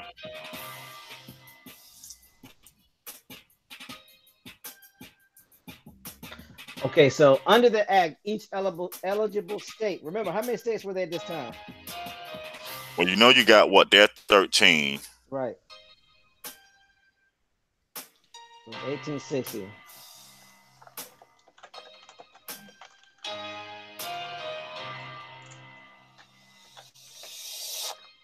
By the Civil War, what? It's two against everybody else. Now you stop. There was okay. By that time, it was 33 states. Mm-hmm. It's 33 states. Okay, and they have to have representation. Okay. Mm-hmm. So by this time they've already moved west. Iowa, Kansas, and the like. Let me go Mm-hmm. back. Make sure I got this right. They already told you what New York was doing, getting land way out there in Wisconsin with these land grant acts. Mm-hmm. Let's see what I do with it.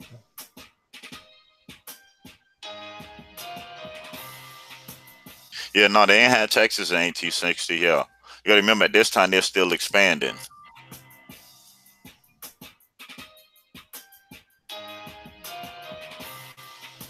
Yeah, because you got to think. Look at when they came with their colonies. Because they didn't get. You got to remember, Georgia is the 13th colony. Everyone, we must not forget Georgia is the 13th colony. And when did they get Georgia? We can't even say get. When did they? They were still fighting in Georgia. Like I said, 1813, 1820s. If I'll look it up real quick. But I believe that they were still fighting in Florida. They didn't get Florida from the Spanish until later. Keep track of the dates and timelines. It's like, wow.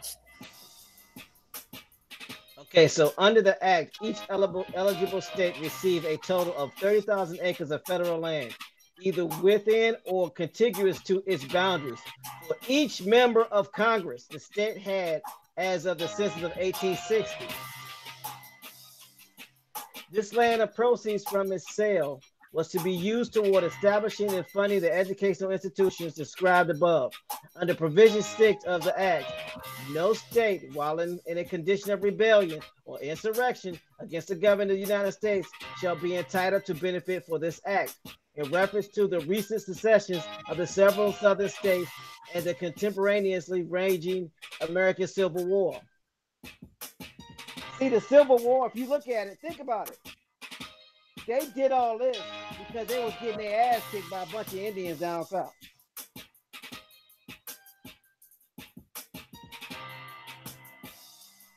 Because remember, in 1861, the Civil War started.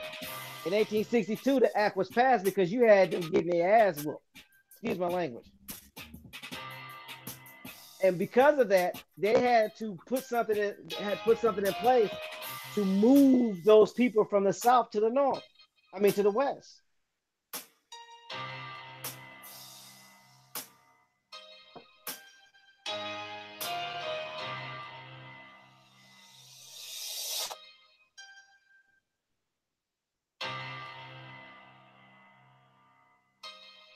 Just a thought.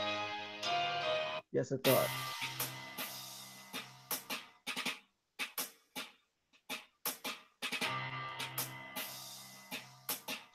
Let's see.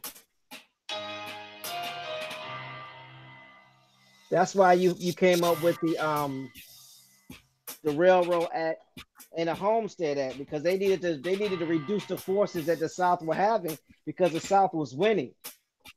That's the reason why they were saying that the South couldn't get any land as long as there was an insurrectional fighting. And if you had never been in a war, if you had never taken up arms against the United States, then you can move to the South. I mean, move to the West.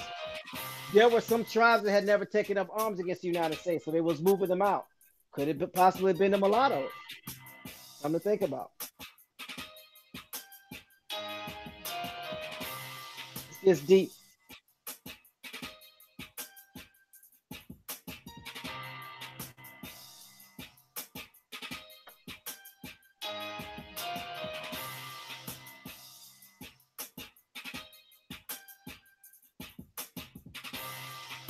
in the chat to see what everybody's talking about.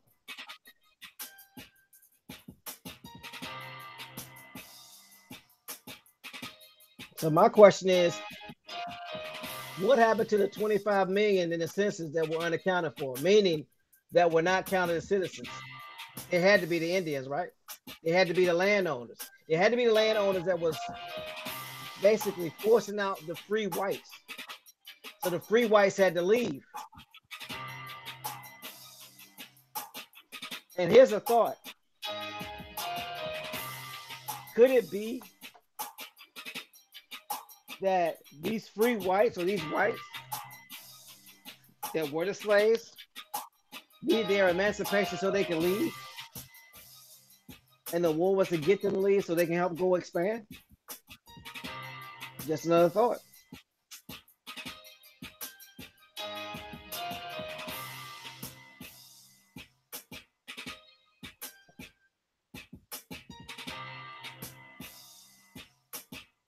We're just getting started with this.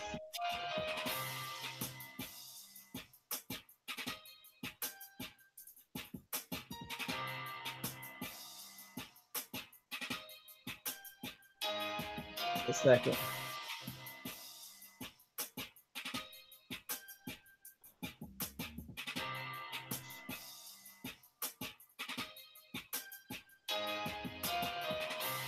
Let me see what else we got on the Homestead Act. Yeah, Flying Squirrel, this is crazy. But you know what? We got to remember too. Same time that the Civil War going on, there's still Indian wars going on. Of course they are. That's what I'm saying. Where do they get all these people to keep fighting all these different fronts? I want to know.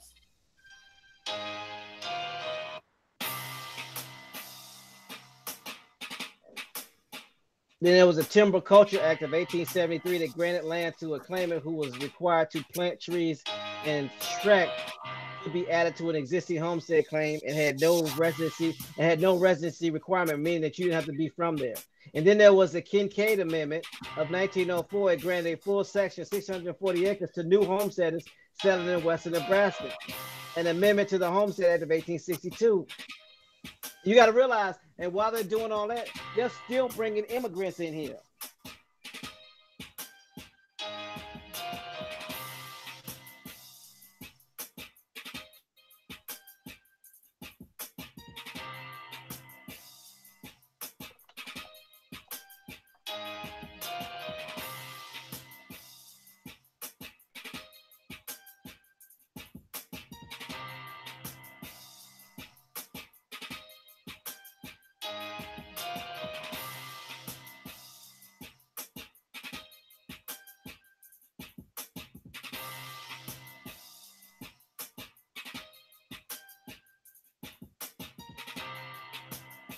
Yeah, I was looking up the Andrew Jackson and them. That we got to remember, they were still fighting in Georgia. They were fighting the Creek Indians in Georgia in 1825, 1826. Think about it. Trail of Tears is 1831.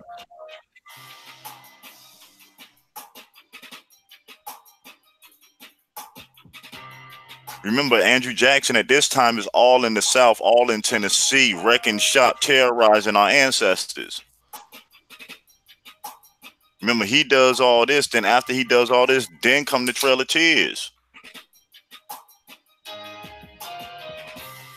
Then the starting of the railroads.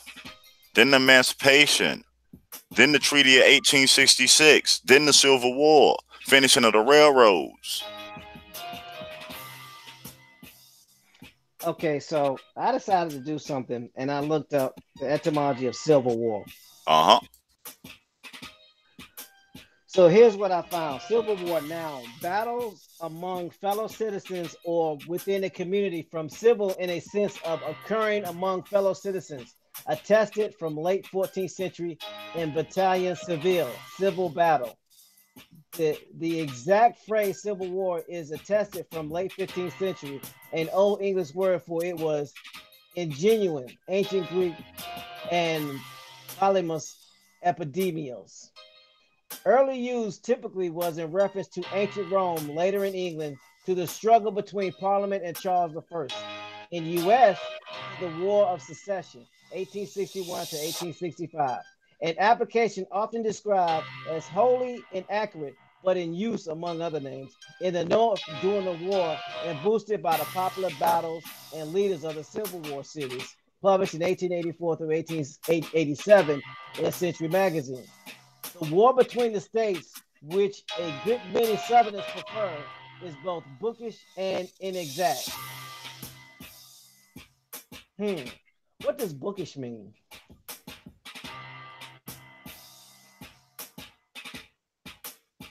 What does the term bookish mean? Let's see.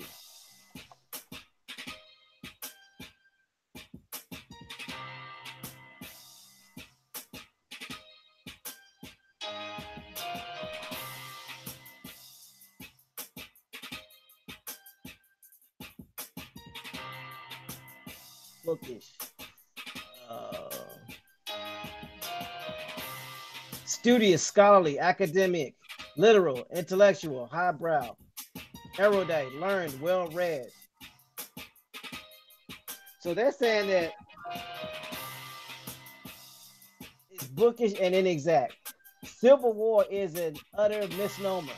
It was used and is still used by the courteous people, the same people who are careful to say Federal and Confederate. War of the Rebellion, which begs the very question at issue, has become the official designation of the struggle, but has found no acceptance with the vanquished. To this day, no Southerner uses it except by way of quotation. The War of Secession is still used a good deal in foreign books, but it has no popular hold. The war, without any further qualification, served the term of Thucydides, Thucydides, and Aristophanes for the Peloponnesian War. It will serve ours, let it be hoped, sometime to come. The creed of the Old South.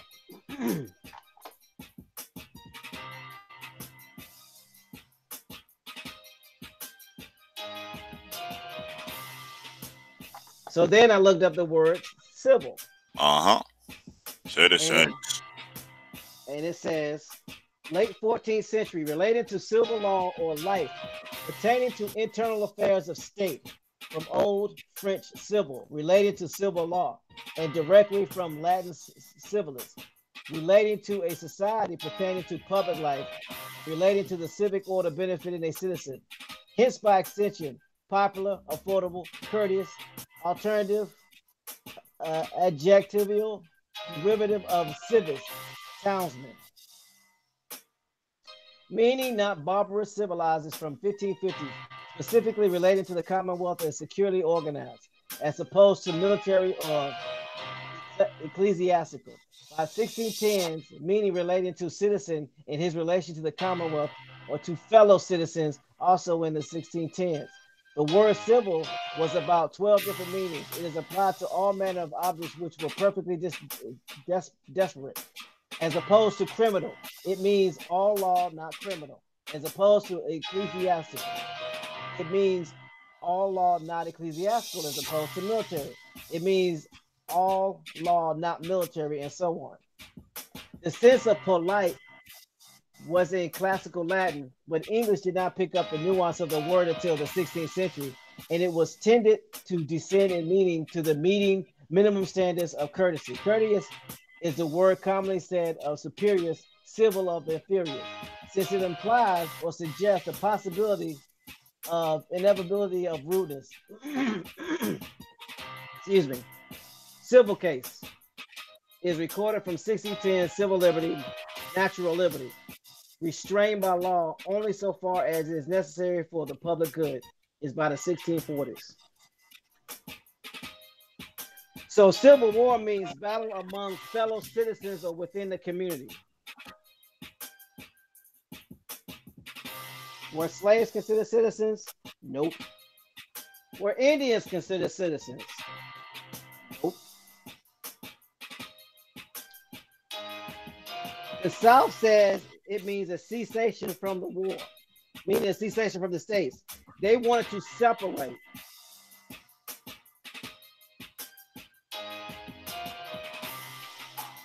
My question is, if we look at this Was this really a real war, or was it a war on paper?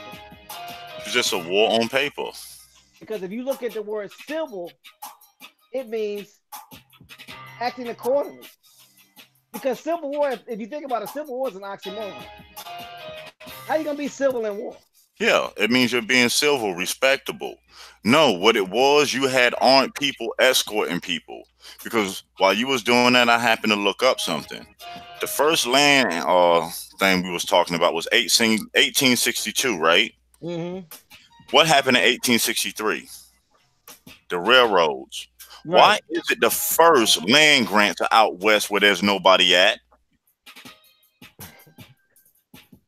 Could that be them taking the land to start building the railroad?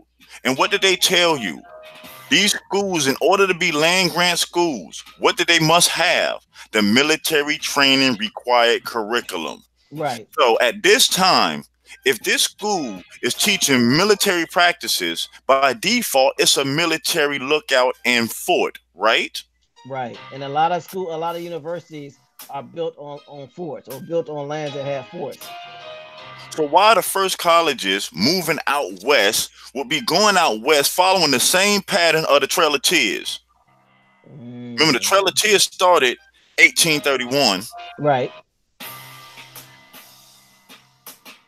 By 1862, they snatching land out west because you sent people out there to get the land ready for you to come back to snatch it.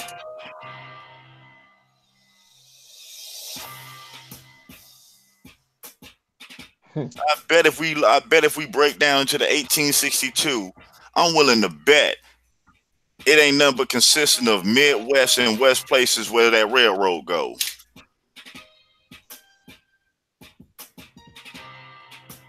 So basically, this is nothing more than a disagreement of who's going to go out west first. Woo!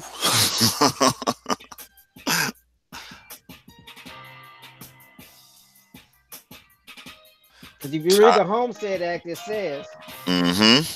several laws in the United States by which an applicant can acquire ownership of government land or the public domain, typically called homestead, in all more than 160 million acres of the public land, or nearly 10% of the land total area of the United States, was given away free to 1.6 million homesteaders. Most of the homesteaders were west of the Mississippi River. An extension of the homestead principle in law, the homesteads were an expression of the free soil policy of Northerners who wanted individual farmers to own and operate their own farms.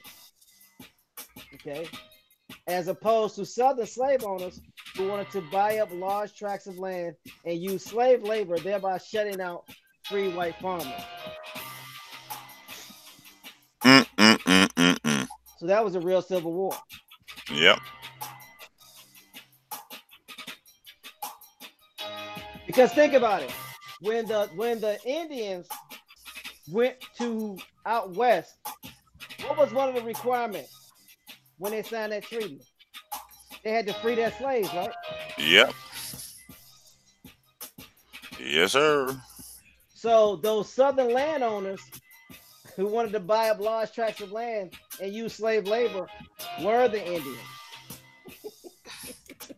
Bingo. Did y'all catch that? I'm gonna read this again. The Homestead Act were several laws in the United States by which an applicant could acquire ownership of government land or public domain, typically called a homestead. In all, more than 160 million acres of public land, or nearly 10% of the total area of the United States, was given away free to 1.6 million homesteaders. Most of the homesteads were west of the Mississippi River. An expansion of the homestead principle in law, Homestead Acts were an expression of the free soil policy of Northerners. So Northerners created this policy who wanted individual farmers to own and operate their own farms, as opposed to Southern slave owners who wanted to buy up large tracts of land and use slave labor, thereby shutting out free whites.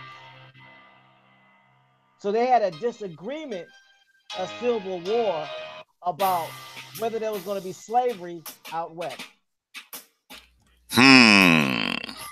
And so what they did was, remember, because if you having a cessation, meaning you trying to separate from the states, that means you are taking up arms just in case the federal government wants to make you stay as part of the union. That don't mean you ever had to fire a shot. To take up arms is what an act of war, right? That don't mean you have to fight. And it says in order to be able to move out west, you had to have never done what? Taking up arms against the United States government. Right or wrong? That's what it said, right?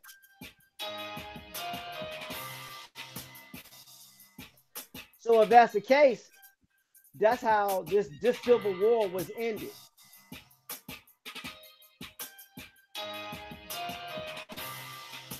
And out of the 3 million people that quote unquote fought in the Civil War, 600,000 died.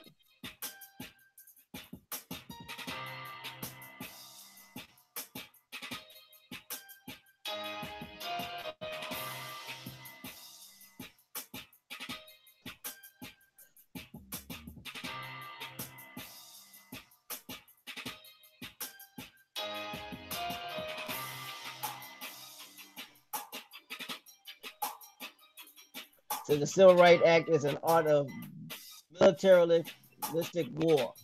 Facts. Free says, I'm wondering how they go from chanting no taxation without representation to confiscating ancestral lands and giving them away for free.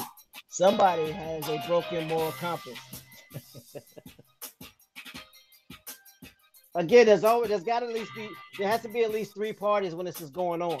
There were tribes that were in on this. Because remember, they were the landowners. They were basically trying to take over the land and force out the free whites. So they had to be an expansion. And you got to remember, before all this happened, there was a Louisiana Purchase. And before the Louisiana Purchase could be made, they had to have these colonizers and Indians who spoke multiple languages to go across and allow them to track and survey the land, remember? So there were agreements made and treaties signed along the way. And if you go look up those treaties, you'll find what tribes facilitated this movement. I'm just saying.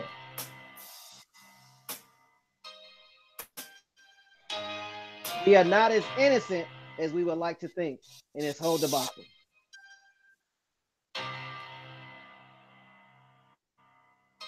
Because there are 25 million unaccounted for people that are not slaves nor free whites. This is about their numbers, not something I made up. All you gotta do is Google the population of 1860 according to the census. Those are government records.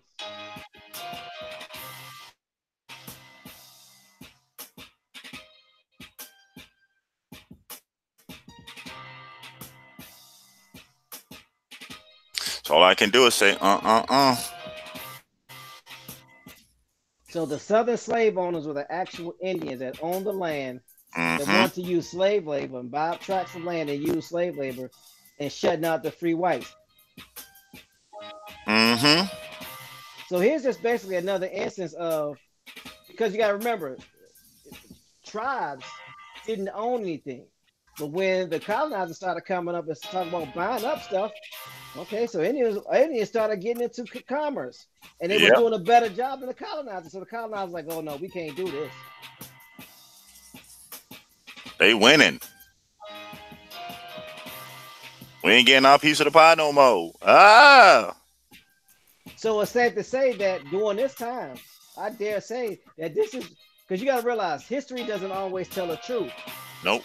This is probably during a time where we had all of these, what you call Negro Wall Streets, and we were thriving. Yes, it is. And many of us had already went out west after the Trail of Tears had been taken care of, because those homes were well established out in Oklahoma. Yep. And that didn't happen over 5 years. That took time.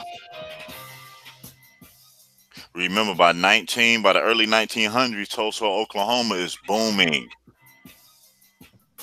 They went out there 1831. Railroad was done by 1869. Sound like a whole lot of planning to me. We were in on this hijack. I'm Yes, just we being were. honest. We were How, knee deep in it. how else are you building a railroad, supposedly fighting Indians, a civil war? What? Building dams Mm-hmm. and doing the intake when it comes to immigration. Come on, But not remember, also at the same time, building up cities, New York, Philadelphia. Remember, these cities are starting to get concrete and brick structures all around the place. We are talking about the 1800s. Steam engines and stuff all around. Come on, man. see, this is Hold this is up. this is this is where we start to have iron. The original railroads were made to iron, and then they were replaced with what? Steel. Steel. These are iron at the time. So who's working in these factories producing all this iron if all this war is going on? Where's the working class?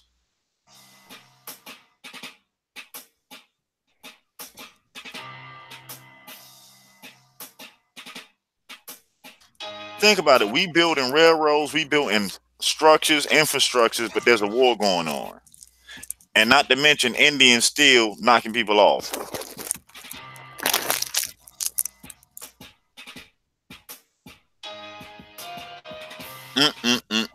Ain't that something? So David Corey said, "Hold on." Golden Moon said he lost. Golden Moon, we were basically talking about um, land grants and the Morrill Act and how a lot of this land was acquired and how the Civil War was actually a disagreement and not a war like they portray because there was too many things going on for there to be a war when they claim, according to the census, that there was only 6 million citizens, but there was 31,344,000 people. 2.3 million of those were slaves, and the other 3.8 million were citizens, which left over 26 million people neither citizens nor slaves.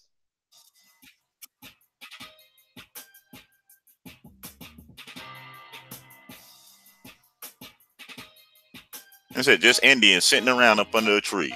Yep, 26 million chilling. of them. Yep, doing nothing. Come on, man. I'm like, really? Really though? This the story they want to peddle.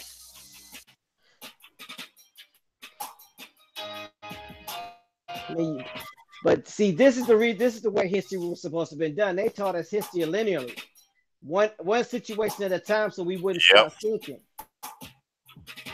Treat history like your genealogy. You got to go horizontal. You got to go up and down and back and forth. Get all the pieces, put the puzzle together. We know how to do puzzles. All this stuff was going on simultaneously. You did not have enough people to fight a war such as big that was big as this and do all the things that you were doing. Possible. Think about it. You're talking about two governments going on at the same time, two militaries going on at the same time, two recruitments of two militaries going on at the same time. And how are you fighting Indians all across the board if the North and the South is at each other's throat? So you fighting Indians, fighting each other, and you making sure that you have an army because you got to have an army to protect the people that are moving out west. And at the same time, you got an army to protect them. You got an army protecting the colleges that you're building up at this time. And you got an army to protect the railroads. Don't forget And that. the dams is being built at this time. I'm like, come on, where all these people coming from? We can't even, Ain't but 6 million of you. we don't And even y'all, work like and that in y'all protected from 24 2019. million people. Yeah. 6 million people protected 24 million people and kept them in check. Where?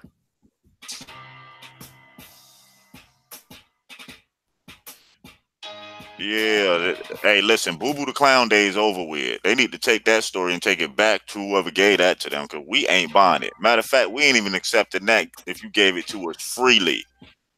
Not over here. We got hard hats and porta potties on site.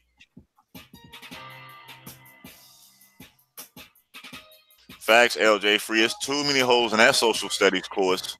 Too many.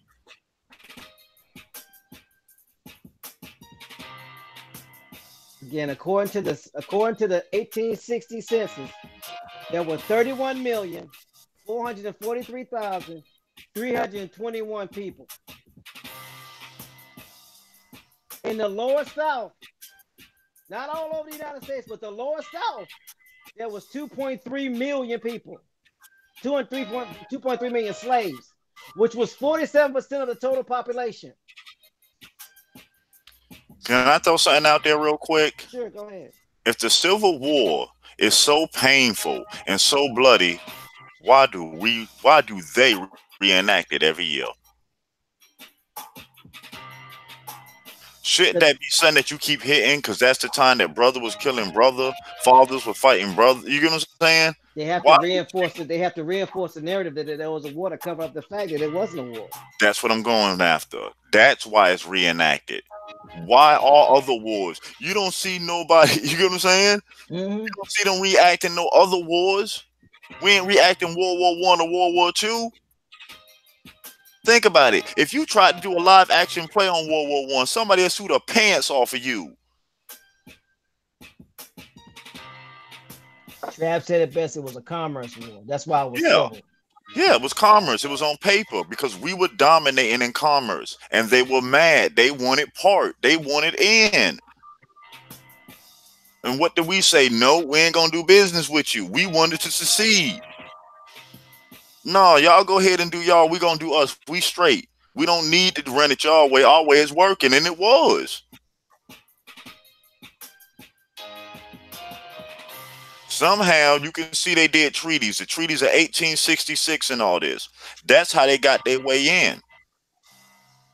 Because of some disgruntled, melanated Tribes Yep. who signed treaties that allowed them to start seizing particular lands. This happened in 1866. Remember the treaties of 1866. Remember the Creek so-called freedmen's are fighting the Creek Nation about this same treaty right now. So we know it's real. We know it's authentic. And this the treaty that let them expand. And here's something to think about. Could it be that the original Trailers were actually the melanated Indians that had the mulattoes as slaves? And then by the time they got over there was a hijack. Yeah. Well, we know it was a hijack. Tulsa, Oklahoma tells you it was a hijack. Because what happened during so-called Black Wall Street? Once they took over the houses and broke it down, who moved in? Let's go back to the rise of the KKK in the South. What did the KKK do in the South? Didn't they run ancestors off their property, land, and homes, and they moved into it? Yep. Isn't that how a lot of these so-called Europeans got these so-called slave houses and plantations? Because they ran our ancestors off their property? Facts. I'm going to say it again.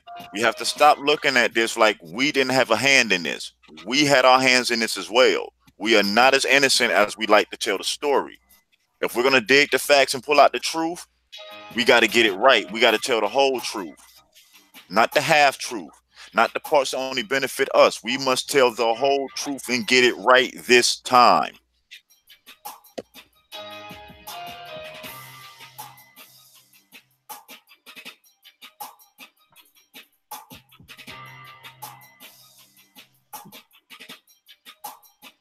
You got to remember, we got to stop using the eye test of what you think a mulatto is, or what you think a black is, or what you think a free white is. It's not about color. It's not the color. It's a status.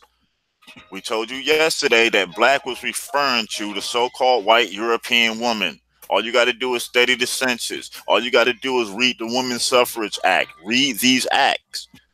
We don't post them up in the chat just to post them. We want you to have this information. Don't take what we telling you as law. Challenge us on it. Read it for yourself. And also, too, something to think about when we was talking about the Homestead Act, and we were talking about what the grants would be. Don't you notice whenever they're talking about what they perceive to be African Americans, they always put that in place of black, right? Or when they're denoting us, they let you know Mhm. when they're denoting us. They'll say African American. Every other time is black. So who is black?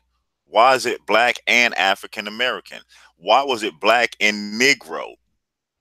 That's letting you know black and Negro are two different statuses.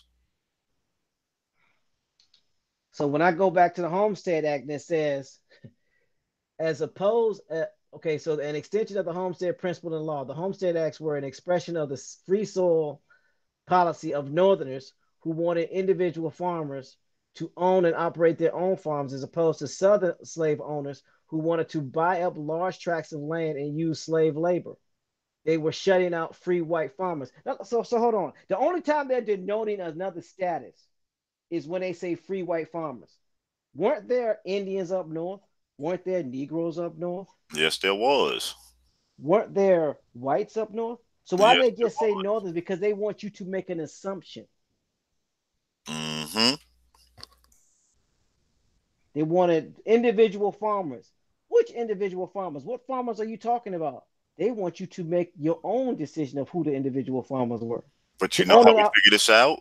Who are them colleges teaching how to farm? the immigrants, So what individual farmers again? the immigrants that came over here that were basically the sharecroppers. Being That were, taught by our ancestors, who was the original teachers in some of these universities, teaching them the science and mechanisms on how to do it here. right. You can't have a foreigner teaching you how to grow nothing on the dirt he knows nothing about.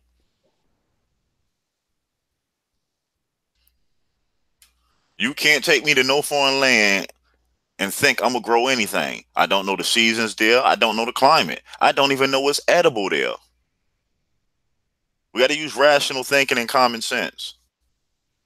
If it don't make sense, hey, it don't make sense.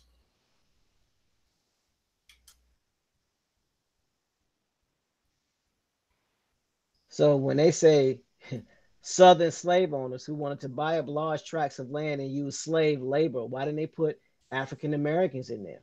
If Mm-hmm. they weren't talking about African Americans? No, Because slave labor wasn't always descriptive of just one race of people. It no. says thereby shutting out free white farmers. Now they're separating, Mm-hmm. shutting out free white farmers. Shutting out free white farmers from who? The slave owners. Who were the Mm-hmm. slave owners? Free just pointed something out too that we have to apply to this. What she said, and yet millions of slaves from Africa were able to do it without any schooling. So think about what they tell you. The European so-called slave masters needed to go to school to learn how to farm, but our ancestors came right off the boat knowing how to farm here. And when the land is nothing, the land over in Africa is nothing like the land here. The season in Africa is nothing like the seasons here. There are things that grow here that don't grow in Africa. So how are we going? How are you going to come from Africa and then farm land over here? I'll wait. Grand rising to everyone. Peace, peace. Glad you caught your ride this morning. Calling Aboriginal bloodlines. Just digging through these land grants and these TCUs, breaking down this census and these numbers for you. For all those who came in late, I'm finna repost the articles on the land grants and on the TCUs.